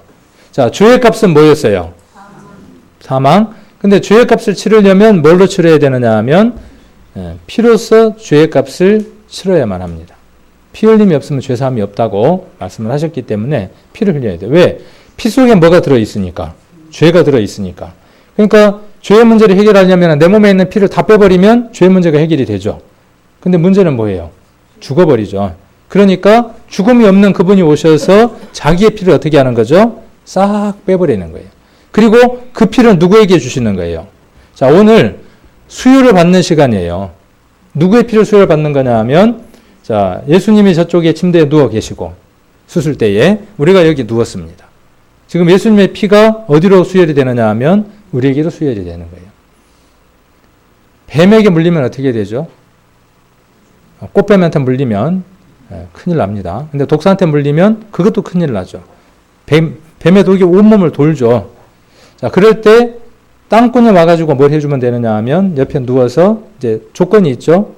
혈액형이 같아야 하고 같은 종류의 뱀에게 물려야 되고 요즘 병원에는 뭐 혈청이 다 준비되어 있으니까 혈청을 맞으면 되지만 자, 그래서 땅꾼이 누워있고 이 땅꾼은 어떤 땅꾼이에요? 여러 뱀에게 물렸던 전적이 있는 땅꾼이죠. 뭘 갖고 있죠? 뱀의 항체를 갖고 있죠. 뱀의 독을 이길 수 있는 힘이 있어요. 자, 아까 죄를 이길 수 있는 힘이 내게 있다고요, 없다고요? 죄악하고 싸워서 졌어요. 그런데 내 피로는 안 되는 거예요. 그런데 죄에 싸워서 이기려면 뭔 피를 받으면 되겠어요? 자, 내가 지금 누구한테 물렸다라고 표현할 수 있냐면 뱀한테 물렸어요. 사단에게 지금 물렸어요. 뱀의 독이 내 안에 다 돌아서 죄를 범하고 있는 거죠. 이대로 두면 어떻게 돼요? 뱀의 독에 치여서 죽는 거죠. 그러니까 뭘 해야 되죠? 예수님 피를 수혈을 받는 거예요. 그래서 그 피가 내 안에 돌기 시작하면 어떻게 됩니까? 자, 어떤 과정을 거쳐야 되냐면요. 처절한 싸움의 과정이 있어야 돼요. 땅꾼의 피와 내 안에 있는 독이 들어있는 피하고 어떻게 하느냐 하면 처절하게 싸웁니다. 그래서 뭐가 생기는지 알아요? 열이 어마어마하게 생겨요. 그래서 막 헛소리도 하고 막 끙끙 앓습니다. 그래서 뭐가 이기면요? 뱀의 독이 이기면 죽는 거고요. 땅꾼의 피가 이기면 어떻게 되느냐 하면 살아요. 그리고 다음에 같은 종류한테 뱀한테 물려도 살아요, 안 살아요? 복음이 이와 똑같습니다. 자, 그래서 오늘 그 피를 수혈 받는 거예요. 믿음의 눈으로 수혈을 받는 겁니다. 거부하면 끝나는 거고요. 받는 거예요. 자, 혈액형이 그래서 몇 가지가 있다 그랬죠? 4개가 아니라 제가 5가지가 있다 그랬죠. 여러분의 혈액형이 그 피로 지금 바뀌어 갑니까? 바뀌어가는 과정 가운데 우리가 있는 겁니다. 그게 신앙생활이에요. 그래서 때로는 열이 나기도 해요. 때로는 독사한테 물리기도 해요. 그런데 죽어요, 안 죽어요? 못 죽여요, 이제는. 독사가 암만 물어도 우리는 안 죽어요. 그게 뭐냐 하면 신앙생활의 과정들이에요. 자, 다 이루셨다라고 말씀하셨어요. 그리고 예수님은 죽은 자 가운데에서 3일 만에 부활하셨어요. 예수님 손에 뭐가 있습니까? 꺼도 안 보이네요. 여기 뭐가 있어요? 손에 못자국이 있어요. 자, 예수님 손에만 못자국이 있습니까? 내 손에는? 내 손에는? 보여요? 안 보이는 사람은 믿음의 눈이 덜 뜬 거고요. 잘 보면 내 손에도 뭐가 있냐 하면 빵구멍이 뻥 뚫려 있어. 왜? 예수님하고 함께 침례를 받았으니까, 세례를 받았으니까. 그렇죠? 죽었다가 어떻게 됐으니까? 살았으니까. 자, 이 손으로 내가 죄악된 것을 집으려고 할 때, 술잔을 내가 들려고 할 때, 이 술잔과 함께 이 손에 구멍 뚫린 예수님의 손과 내 손이 오버랩이 되면 술잔을 들고 마실 수 있을까요? 없을까요? 그 술잔에서요, 진한 예수님의 피냄새가 풍겨올 겁니다. 나는 그 술을 이길 힘이 없다고요. 질 수밖에 없어요. 그러나 그 모든 것을 이겨서 승리하신 분은 어떻게 할 수 있다고요? 그걸 이기게 할 수 있다고요. 안 되니까 누구한테 의지하는 거죠? 그걸 하신 분에게 의지하는 거예요. 자, 그래서 혈액형도요, 바뀔 수 있대요. 네. 혈액형이 바뀌는데 어떤 때 바뀌냐? 그렇다면 검사의 오류나 돌연변이 혈액형이 아닌 실제 부모에게서 유전된 혈액형이 바뀔 수 있는 것일까? 서울의 한 병원 중환자실에서 골수이식 수술로 인해 혈액형이 바뀐 환자의 사례를 찾을 수 있었는데 2004년 4월 세 차례의 혈액형 검사에서 A형이었던 혈액형이 신기하게도 5월에는 공여자의 혈액형인 O형으로 전환돼 있었다. 골수이식이라는 건 혈액 만드는 세포가 있는 데고 그 세포를 전부 다 바꾸는 거니까 딴 거는 차이가 없어요. 근데 혈액 세포만은 다 바뀌는 거죠. 그러니까 그 사람이 혈액형이라는 게 혈액 세포에 있는 형이기 때문에 그 공여자의 혈액형으로 바뀌게 됩니다. 근데 혈액이 바뀌었다고 해서 뭐 다른 이상이 생기는 건 아무것도 없어요. 근데 그 과정이요, 한 달 동안 무균실에서 어마어마한 고통의 시간을 거쳐야 하더라고요. 그래서 공여자의 피가 수혈받은 사람의 피를 정복을 하게 되면 그때부터는 어떻게 되느냐 하면 혈액형이 바뀌는 거예요. 참 신기하잖아요. 지금 오늘 이 귀한 복음의 메시지를 들었지만요, 이것이 들어서 바로 믿음으로 화합되는 사람도 있지만 그렇지 않은 사람도 있습니다. 그래서 어떤 과정이 있어야 되느냐 하면 무균실에 들어가 있어야죠. 그 무균실이 어디냐 하면 교회입니다. 교회는 세상으로부터 분리되어져 있고 세상은 적어도 죄로부터 정결함을 유지하려고 하는 곳이 교회입니다. 그래서 이 교회에 있으면 무엇이 되어지느냐 하면 지금 풀리지 않았던 것들도 이 안에 있으면 시간이 지나면서 풀릴 수 있는 방법들이 생긴다는 거죠. 이번에 적어도 이 안에 특별한 것이 있다는 것을 들었습니다. 그럼에도 불구하고 해결하지 못했다면은 성경에 문제가 있는 게 아니라 내가 문제가 있는 거죠. 그러면 어떻게 해야 되겠어요? 성경을 통해서 이것을 해결하려고 하는 의지가 있으면 하나님은 반드시 도와서 해결을 해 주신다는 거죠. 자, 세상에서도요, 범죄를 하면, 그렇죠? 이치가 똑같습니다. 세상에서 범죄를 하면 법에 따라서 형벌을 받게 되죠. 그래서 어디를 가느냐 하면 감옥을 가죠. 만일에 그 사람이 감옥에서 20년 썩어야 된다, 그렇게 이야기를 하면 20년이 지나야만 뭘 할 수 있죠? 값을 치러야만 뭘 하는 거예요? 출소를 하는 거예요. 출소 한번 해보셨어요? 그때 뭘 먹죠? 두부. 저도 유치장에 하루 있어 봤어요. 근데 그게 참 귀한 경험이 되어지더라고요. 뭐 잘못해서가 아니라 교통사고 때문에 한번 하룻밤 유치장에서 잡았는데요. 참 잡을만 하더라고요. 지옥도 한번 가볼만 하겠죠. 자, 거기에서 20년을 썩는다고 생각을 한번 해보세요. 얼마나 이 사람 깝깝했겠어요. 나오면서 뭐라고 이야기를 하겠어요. 와! 그러고 나올 거 아니에요. 뭐 그렇게 고하면 못 지르지만 이제 자유다! 그러고 나올 거 아니에요. 자, 우리가 범죄를 했습니다. 그 범죄 때문에 저주를 받아야 하죠. 율법에 의해서 저주를 받아야 하는데 그걸 누가 대신 받아주셨죠? 예수님이 그 값을 치렀어요. 그리고 얼마 동안요? 무덤 속에서 3일 동안 계셨어요. 그리고 예수님 어떻게 해주셨죠? 부활해 주셨어요. 이사야서를 한번 같이 찾겠습니다. 이사야 40장 2절입니다. 40장 2절 같이 한번 읽겠습니다. 40장 2절 구약성경 1012페이지 같이 읽겠습니다. 너희는 정다이 예루살렘에 말하며 그것에게 외쳐 고하라. 그 복역의 때가 끝났고 그 죄악의 사함을 입었느니라. 그 모든 죄를 인하여 여호와의 손에서 배나 받았느니라 할지니라.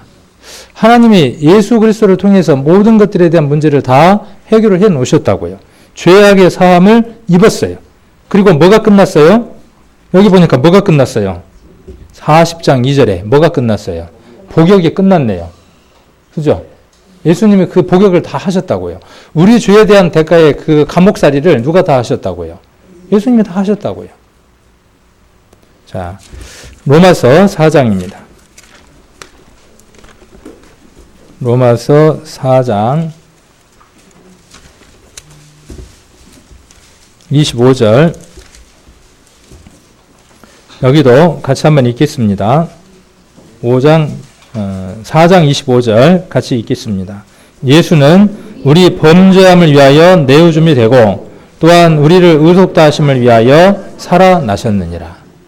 자, 예수님이 이 세상에 오신 건 사실이에요, 거짓이에요? 사실이에요. 그리고 그 예수님이 하나님이었다는 것도 사실이죠. 왜요? 많은 내용들이 그것을 증거를 하고 있으니까.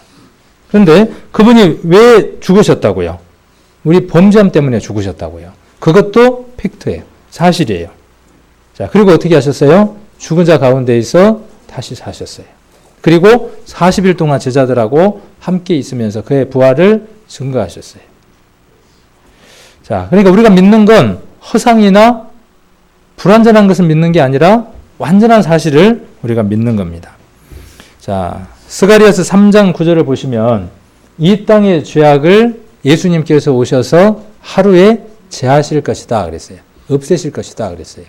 예수님이 십자가에 매달려서 6시간 동안 피를 흘리셨죠. 패션 오브 크라이스트라고 하는 영화는 예수님이 십자가에 잡혀 가시기 전 유다가 예수를 팔 때부터 시작해서 십자가에서 돌아가실 때까지 12시간을 영화해 놓은 겁니다. 예수님은 6시간 동안 저 십자가에서 고난을 받았습니다. 채찍에 맞은 거 빼고요. 매달려 있는 것만. 그래서 피를 다 우리를 위해서 흘리셨어요. 마지막 피 한 방울이 딱 떨어질 때에 무엇이 끝난 겁니까? 이 세상의 죄악을 하루에 다 끝내는 일을 하셨어요. 믿으면 그것이 내 것입니다. 자, 교도소에서 지금 뭐 하고 있어요? 지금 보니까. 얼마나 나가고 싶겠어요. 우리의 마음이 그런 마음이죠. 영원한 불목 가운데서 지옥에서 나오고 싶은데. 네. 그런데 오늘 어떻게 됐어요?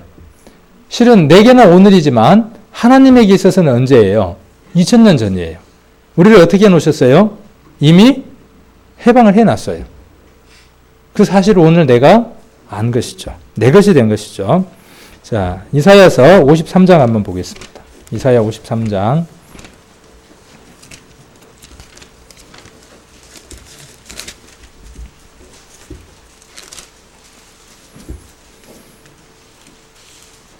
자, 이 말씀도 예수님이 태어나시기 전 700년 전에, 예수님이 이 세상 오시기 전에 700년 전에 이사야가 예수님이 이 세상에 오셔서 어떻게 죽으실 건가에 대한 내용들을 미리 예언해 놓은 겁니다.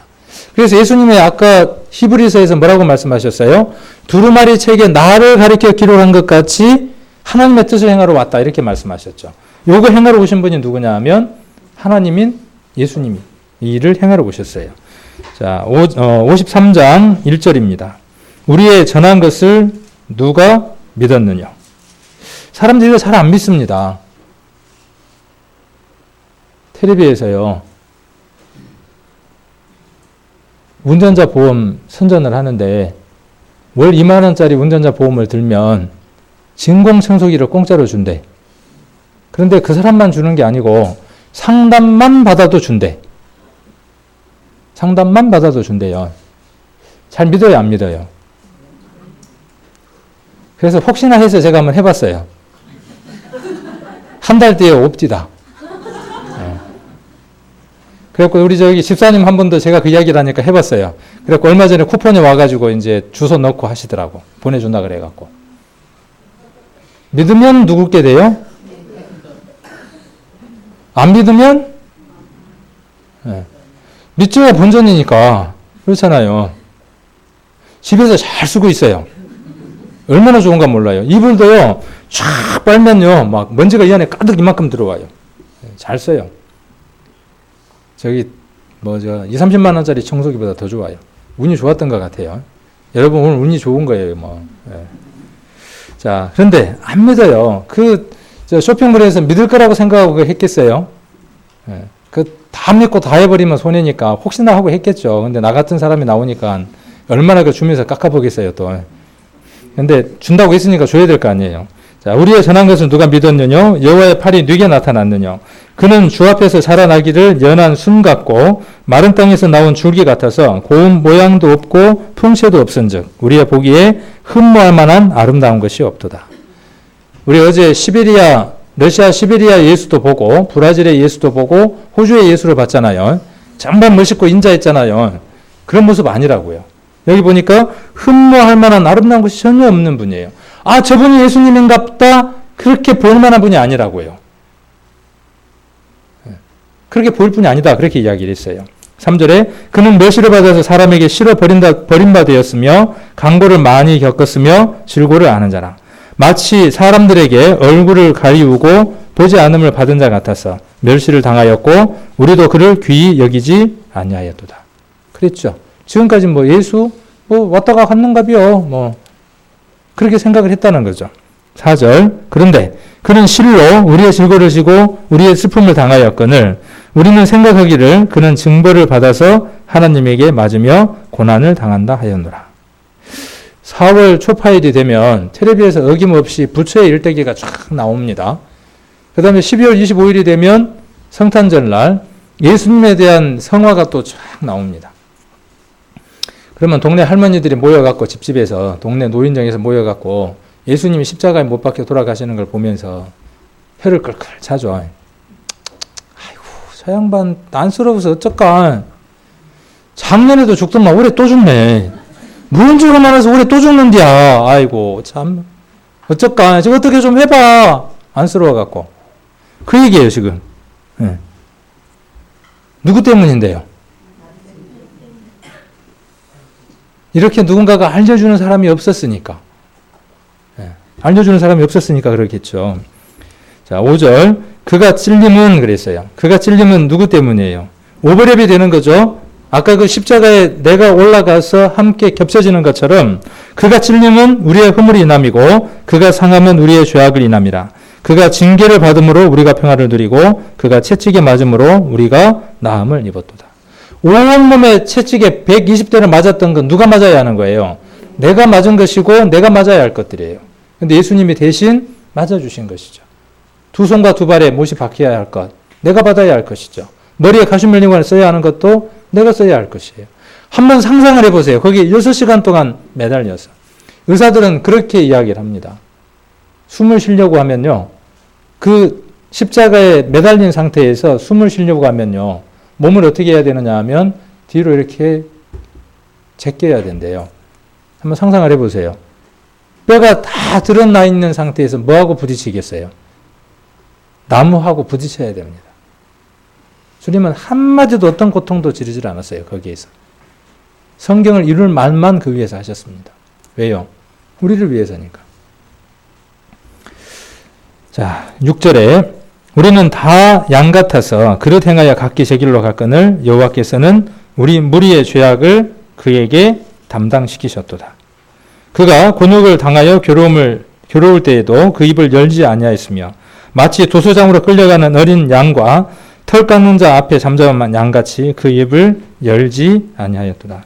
그가 곤욕과 신물을 당하고 끌려갔으니 그 세대 중에 누가 생각하기를 그가 산자의 땅에서 끊어짐은 마땅히 형벌받을 내 백성의 허물을 인함이라 하였으리요.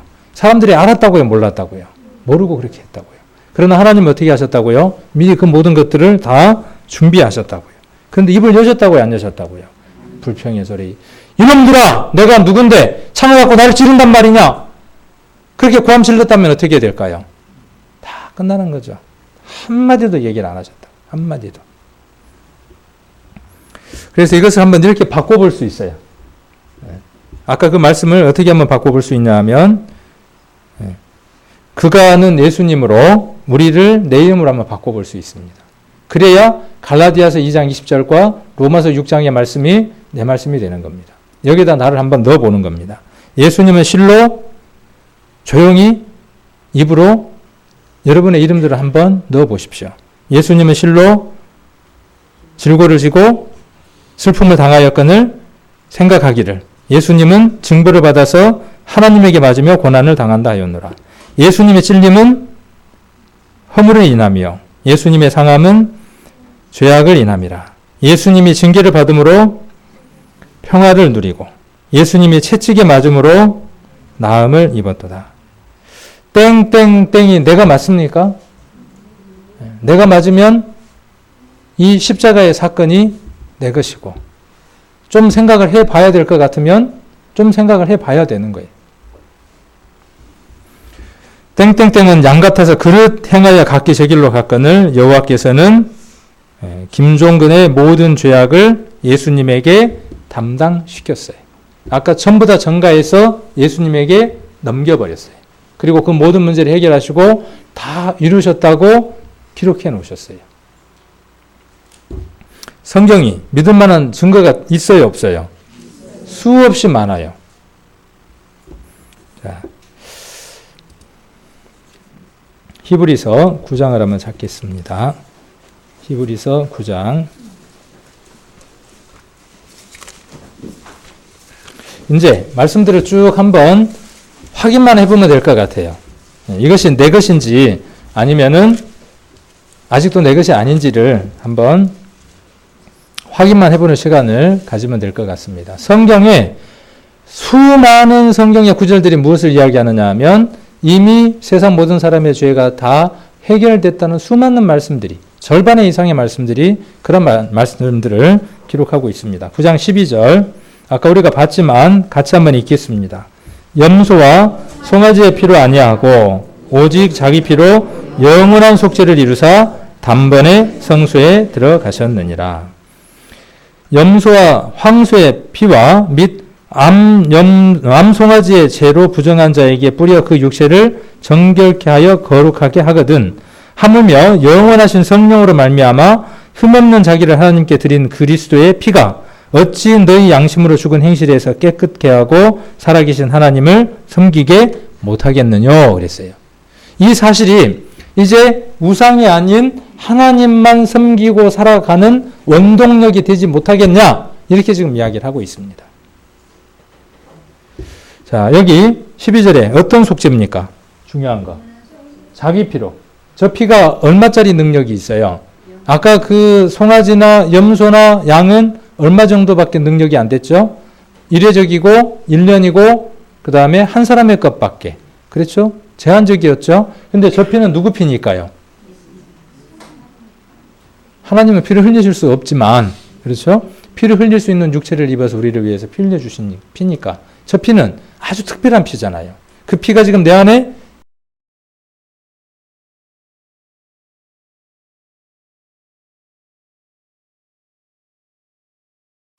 그러면 그 흙이 하고 빨아들일 거 아니에요. 안 했을까? 했으니까 생명이 됐죠. 자, 여기 잡아놓으시고 요한복음 한번 보겠습니다. 요한복음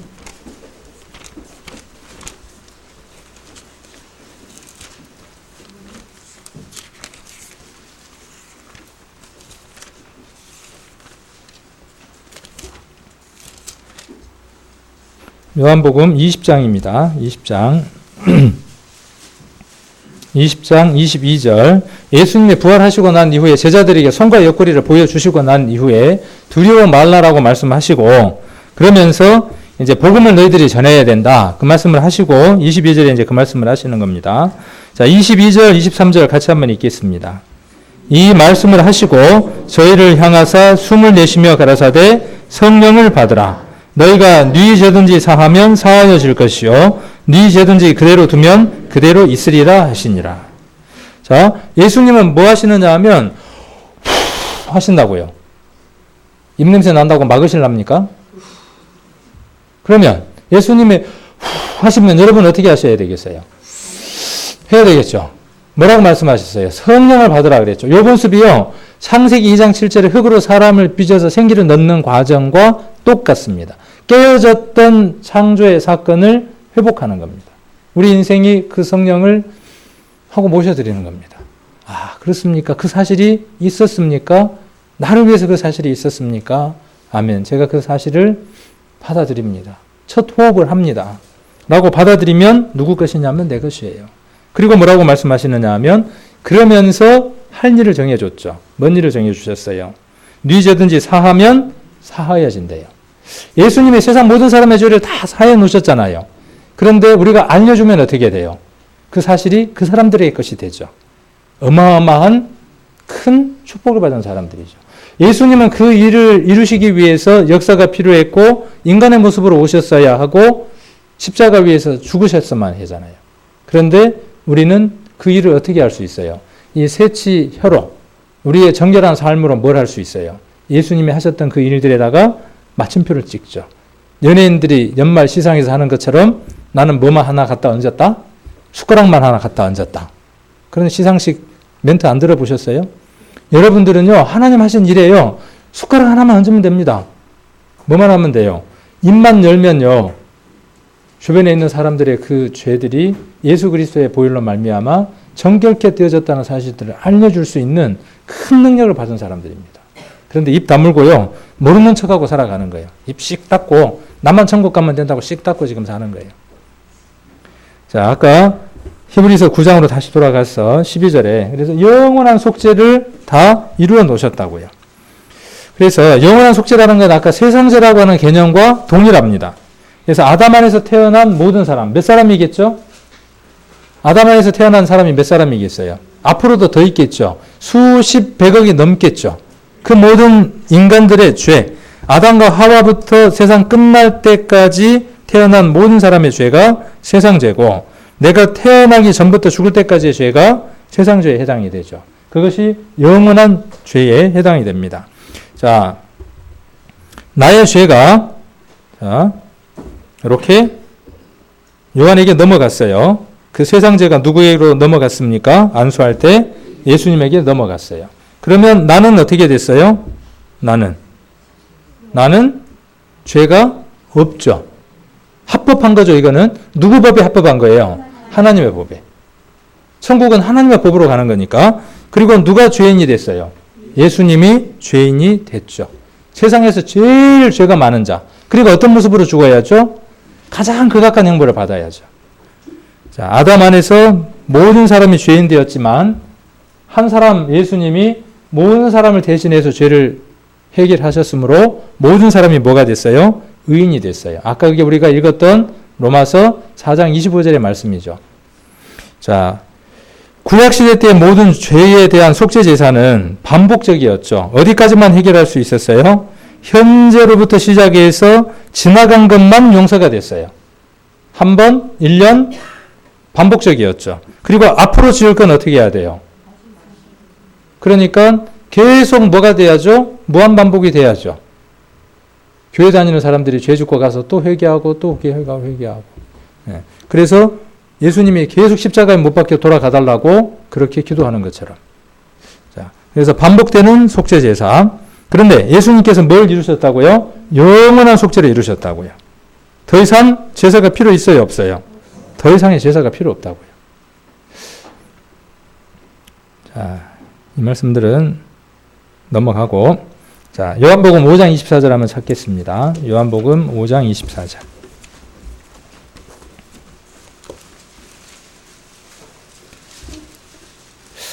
그래도 조금은 아쉬운 듯 하니까 몇 말씀만 한번 찾아보게요. 요한복음 5장 24절은 찾아서 접어 놓으시고, 딱 이렇게 손을 끼워 놓으시고, 에베소서 1장을 먼저 한번 보겠습니다. 에베소서 1장 7절입니다. 조금 아쉬워서 7장 1장 7절. 우리가 그리스도 안에서 그의 은혜의 풍성함을 따라 그의 피로 말미암아 구속 곧 죄사함을 받을 것이니. 제가 보는 성경하고 같은가요? 같으면 그 성경이 이상한 성경입니다. 네, 받았으니입니다. 자, 그의 은혜로 그랬어요. 우리를 긍휼히 여겨주시는 그 은혜로 누구 피로요? 예수님의 피로 구속 곧 죄사함을 받았습니다. 죄의 사함을 받았다고요. 용서함을 받았다고요. 그럼 뭐라고 말씀하면 되겠습니까? 감사합니다. 이런 걸 멀려 하고 얼른 받으면 되죠. 말은 멀려 그러면서 얼른 받으면 돼요. 아이고 미안한데 이런 것까지 또 그러면서 받으면 됩니다. 자, 또 2장 한번 보겠습니다. 2장 5절 한번 보겠습니다. 2장 4절. 자, 긍휼에 풍성하신 하나님이 우리를 사랑하신 그 큰 사랑을 인하여 허물로 죽은 우리를 그랬죠? 우리는 이미 죽을 수밖에 없는 존재였잖아요. 그런데 그리스도와 함께 살리셨어요. 언제 살리셨죠? 2000년 전에. 너희가 은혜로 뭘 얻었어요?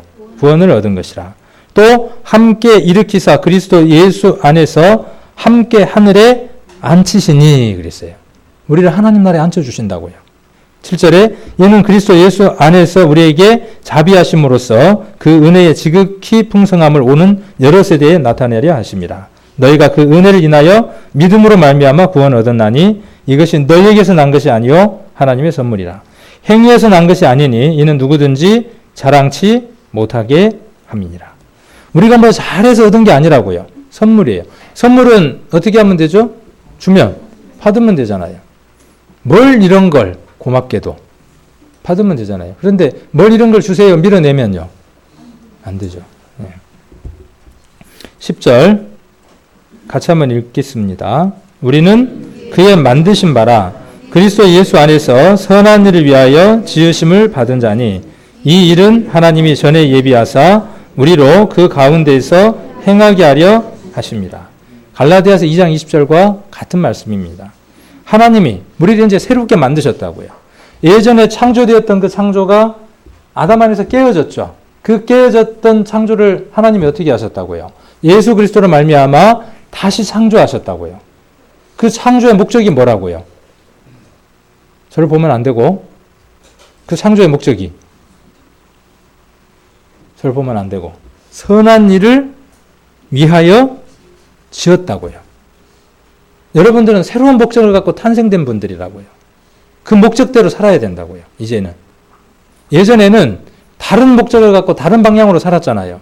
그런데 이제 하나님 우리를 지었으니까 그 지음에 맞게 살아야 된다고요.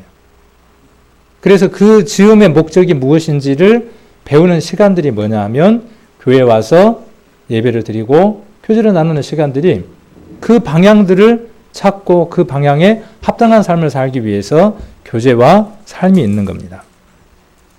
아까 요한복음 찾았으니까 5장 24절 한번 보겠습니다. 요한복음 5장 24절 여기 찾았으니까 한번 같이 읽어보겠습니다.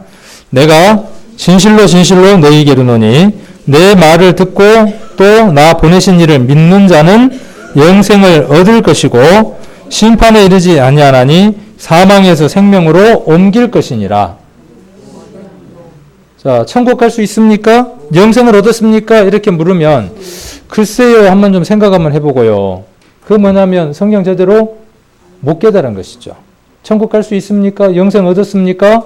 하나님 나라를 소유했습니까? 그렇게 물을 때에 예라고 대답할 수 있는 담대함은 무엇 때문이에요? 예수님 피 때문이잖아요. 자, 그래서 나 보내신 이가 누구예요? 예수 그리스도죠. 믿는 자는 뭘 얻었어요? 영생을 이미 얻은 거예요. 그 다음 어디에? 심판에 이르지 않고 어디에요? 사망에서 생명으로 이미 옮겨놨어요. 죽으면 어떻게 되는 거죠? 그것으로 가는 거예요. 자, 마태복음 12장 50절인데 누구든지 하늘에 계신 내 아버지의 뜻대로 하는 자가 내 형제요 자매요 모친이다 이렇게 말씀하셨어요. 예수님 말씀하신 겁니다. 아버지의 뜻이 뭘까요? 하나님의 뜻이. 요한복음에는 하나님의 뜻이 무엇이라고 기록되어 있느냐 하면 내 아버지의 뜻은 아들을 보고 믿는 자마다 영생을 얻는 이것이다 이렇게 말씀하셨어요. 하나님의 뜻이 세상 사람들을 향해서 돈 많이 바쳐라 그거 원하겠어요? 우상들에게는 그게 최고죠. 갖다 바치면. 하나님은 뭐라고 말씀하시겠어요? 에라 코 묻은 돈 니나 갖다 써라 그러지 안 받으신다고요. 만물과 호흡과 다 주시는 분인데 모든 것의 주인인데 뭘 받겠어요? 하나님이 간절히 원하는 건 뭐냐 하면 믿고 영생 얻는 겁니다. 영생을 얻으면 뭐가 돼요? 보화가 돼요. 보화. 이 세상의 어떤 것으로도 바꿀 수 없는 보화가 됩니다. 그러면 누가 데리러 와요? 예수님의 도적같이 와서 그 영혼을 가져갑니다. 영원한 부활 속에, 휴거 속에 우리가 참여하겠죠. 그래서 하나님 뜻대로 행하게 되면 하나님이 누가 되느냐 하면 내 아버지가 되죠. 하나님 아버지 그러면 이제 마귀가 오냐하는 게 아니라 하나님이 대답을 하죠. 제가 하나님을 아버지 그러고 부르면 하나님이 오냐고 대답을 합니다. 우리 김신일 집사님이 하나님 아버지 그러면은 하나님이 또 오냐 하고 대답을 해요. 그러면 남남이 아니죠. 누구 피로요? 우리 김신일 집사님에게도 피가 예수님 피가 돌고 내게도 예수님 피가 돌아요. 그러니까 한 혈통이 됐네요, 이제. 그러니까 형님이고 동생이고. 그 육신적으로는 어떤가 모르겠는데 이제 영적으로는 어떤가 모르겠어요. 하여튼 그것도 이제 한번 따져봐야 되겠네요. 어찌 됐든 그래서 형님 동생 하는 거죠. 그 다음에 우리 모 자매님이 어떤 자매님이 또 하나님 아버지 부르면 하나님이 대답을 하죠. 그러면 또 남남이 아니죠. 그러니까 뭐라고 불러요? 자매라고 부르죠. 모치는 교회를 이야기하는 겁니다. 그래서 형제 자매라는 말은요, 아무한테 해주는 말이 아니에요. 교회 오면 형제님 하고 이렇게 불러주는 게 아니죠. 근데 오면, 우리 교회 오시면요, 형제님, 자매님하고 불러드리십시오. 뭐 그거 돈 드는 것도 아닌데. 그러나 분명한 건 뭘 하나 우리가 알아야 하느냐 하면 그렇게 부른다고 해서 형제 자매가 되는 것은 아니라는 거죠. 자, 이사야서 43장 한번 찾겠습니다. 이사야 43장 25절.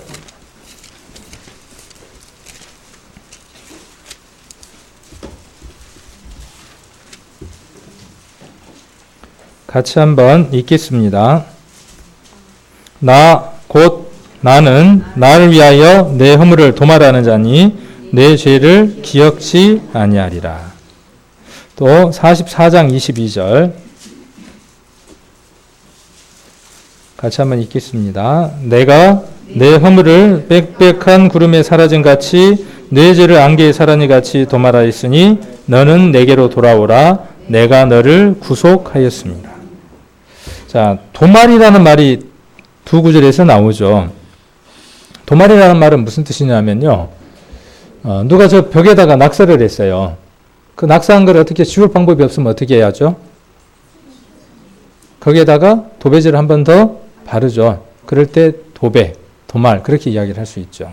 자, 누가 여기에다가 이렇게 깨끗하게 까만 데다 글을 써놨는데 누가 와서 이렇게 칠을 했어요. 지울 방법이 없잖아요. 컴퓨터는 지울 수 있어요. 위로 돌리면 지워져요. 근데 이건 안 지워지죠. 이렇게 누가 벽에다 해놓으면. 그러면 어떻게 하느냐 하면 하나를 더 칠하면 되죠. 자, 예수님의 피로 칠을 해놓은 겁니다. 내 마음 안에는 여전히 뭐가 들어있냐 하면 온갖 잡동사니들이 다 들어있습니다. 자, 그 위에다가 뭘 덮어놨다고요? 예수님 피에 칠을 해놨다고요. 하나님은 보실 때 뭐만 보시느냐 하면 죄가 있냐를 보는 게 아니고 죄는 하나님이 방금 어떻게 하셨다고요? 또 아까 기억해요 안 해요? 하나님은 뭐에 대해서 기억력이 없어져 버렸냐 하면 사람들의 죄에 대해서 기억력이 없어지셨어요. 아까 43장 25절에 내 죄를 기억지 않는다 그랬죠. 끄집어내가지고 하나님은 거짓말 하시는 분이 아니라 그랬는데 끄집어내갖고 내 죄 있지 그러시겠어요? 사단은 그래요. 그럼 하나님 뭐라고 말씀하시느냐 하면 내가 내 피로 다 갚아놨다 이렇게 말씀하시죠. 자, 먹보다도 더 검은 죄가. 자, 여기 먹보다도 더 검네요. 칠판이, 스크린이. 먹보다도 더 검은 나의 모든 죄가 예수님의 붉은 피로 흰 눈처럼 깨끗하게 되었다라고 이야기하는 게 성경이에요. 그래서 성경책을 보시면 얘는 까맣지 않은데 옛날 성경들을 보면 까맣죠. 그 다음에 여기는 뭘로 칠을 해놨어요? 빨간 걸로 해놨죠. 그 의미가 어디에 있냐 하면 이 성경책 껍데기보다 내 마음이 더 더러운데 예수님 피로 깨끗하게 요 종이보다 깨끗하게 씻겨놨다고 말해놨다는 의미로 그렇게 해놨답니다. 그럼 요거는 왜 칠해놨을까요? 뭔가 의미가 있으니까 요 칠했겠죠. 하나님 나라의 멸류관을 생각하고 상을 생각하고 살아라는 생각으로 금칠을 해놨습니다. 다 의미들이 있습니다. 근데 요즘에 이제 이 표지들이 다양한 색깔로 이제 바뀌고는 있습니다. 그런 의미들을 갖고 그렇게 만들어 놨대요. 믿든지 말든지. 자, 더히게 해 놓으셨다고 기록해 놓은 건 사실이에요. 자, 요한복음 3장 한번 보겠습니다. 요한복음 3장 16절.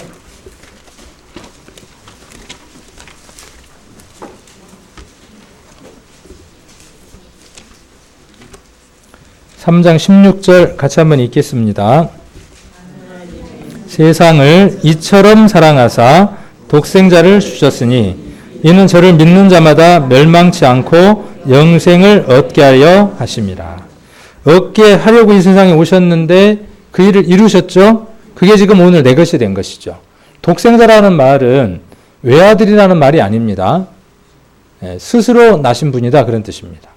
하나님이다 그런 뜻입니다. 요한복음의 주제가 뭐냐 하면 내가 하나님이다 그런 뜻이에요. 그 하나님이 이 세상에 뭘 입고 오셨어요? 육신을 입고 오신 분이 예수다. 그 얘기라는 게 뭐냐 하면 요한복음입니다. 그래서 그 사실을 믿는 거예요. 그의 보내신 자, 그의 아들 다 어떤 의미냐 하면 그런 의미예요. 구약에 예언하시고 오셨다라는 그런 의미를 함축해서 그렇게 표현을 하고 있습니다. 독생자를 주셨다 그랬어요. 하나님이 세상을 이처럼 그랬어요. 이처럼이면 얼만큼일까요? 이처럼에 대한 답이 성경에 있을까요? 없을까요? 지금 우리가 보고 있는 성경에 이처럼이라는 답이 앞뒤에 있을까요? 없을까요? 이제 성경에 눈이 뜨이면서 볼 수 있어요. 이처럼이 답이 있는가 없는가 한번 봐보세요. 조금만 앞에 읽어보세요. 왜 이처럼을 이야기를 했겠는가? 앞에 뭔 얘기가 나오죠? 저를 보지 마시고 성경 조금만 한번 봐보세요. 앞에만 조금만 시간을 들여갖고 한 5분만 앞에 있는 성경을 보세요. 한번. 이처럼이 뭔지. 뭔 얘기라는 거예요 지금요? 자, 조금만 더 읽어보라 그랬는데 안 읽어보시네. 13절 그럼 같이 읽어야 되겠네. 하늘에서 내려온 자 곧 인자 외에는 하늘에 올라간 자가 없느니라. 14절 모세가 광야에서 뱀을 든 것 같이 인자도 들려야 하리니 이는 저를 믿는 자마다 영생을 얻게 하려 하심이라. 앞의 내용과 뒤의 내용은 서로 연관이 있는 거예요. 따로 떨어져 있는 게 아니라. 자, 광야에서 뭐가 있었어요? 이스라엘 사람들이 하나님을 거역하고 반역하고 하다가 하나님이 놋뱀을 보내서 어떻게 했어요? 뱀을 보내서 물게 했죠. 뱀을 보내서. 그렇게 물게 했을 때 그 뱀에게 물린 자에게 나을 수 있는 처방 하나를 줬죠. 그 처방이 뭐였습니까? 놋뱀을 상다에 만들어서 위로 높이 달아 그랬어요. 그리고 뭐라고 말씀하셨냐 하면 쳐다보면 살 것이다 그랬어요. 참 상식적으로 한번 생각을 해보세요. 독사한테 물렸는데 어떻게 해야 될 것 같아요? 열십자로 따고 빨아야 될 것 같잖아요. 근데 하나님 뭐라고 하시라고 말씀했죠? 하나님은 쳐다보라는 거예요. 뭘 쳐다보라는 거예요? 놋뱀. 놋뱀 쳐다보면 어떻게 된다고요? 산다고요. 그 구약의 사건을 이야기하면서 그 사건이 누구에 대해서 이야기한 거라는 거예요? 자기에 대해서 이야기하고 있다는 거예요. 이처럼이라는 말은 뭐예요? 구약에 예언되어 있는 그 모든 내용들대로 이처럼 앞에 있는 것대로 그 안에는요 우리가 상상할 수도 없는 어마어마한 것들을 담고 있다고요. 그것들을 우리에게 지금 아낌없이 주셨다고요. 감사합니다라고 받았다면 이제 하나님의 자녀로서의 삶이 출발되어져서 하나님 앞에 살게 되어집니다. 조금 시간이 갔지만 재밌는 얘기 하나만 해드리고 이제 마칠게요. 우리 어르신들이 얼른 마치라고 지금 그러시네. 제가 새를 한 마리 키워봤어요. 새를 한 마리 키웠는데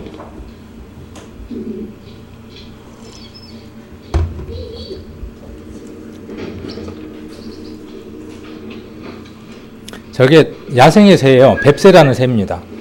사람한테 길 안 들여지거든요. 좀처럼. 근데 어떻게 되는가 한번 봐요. 제가 불렀더니 와요.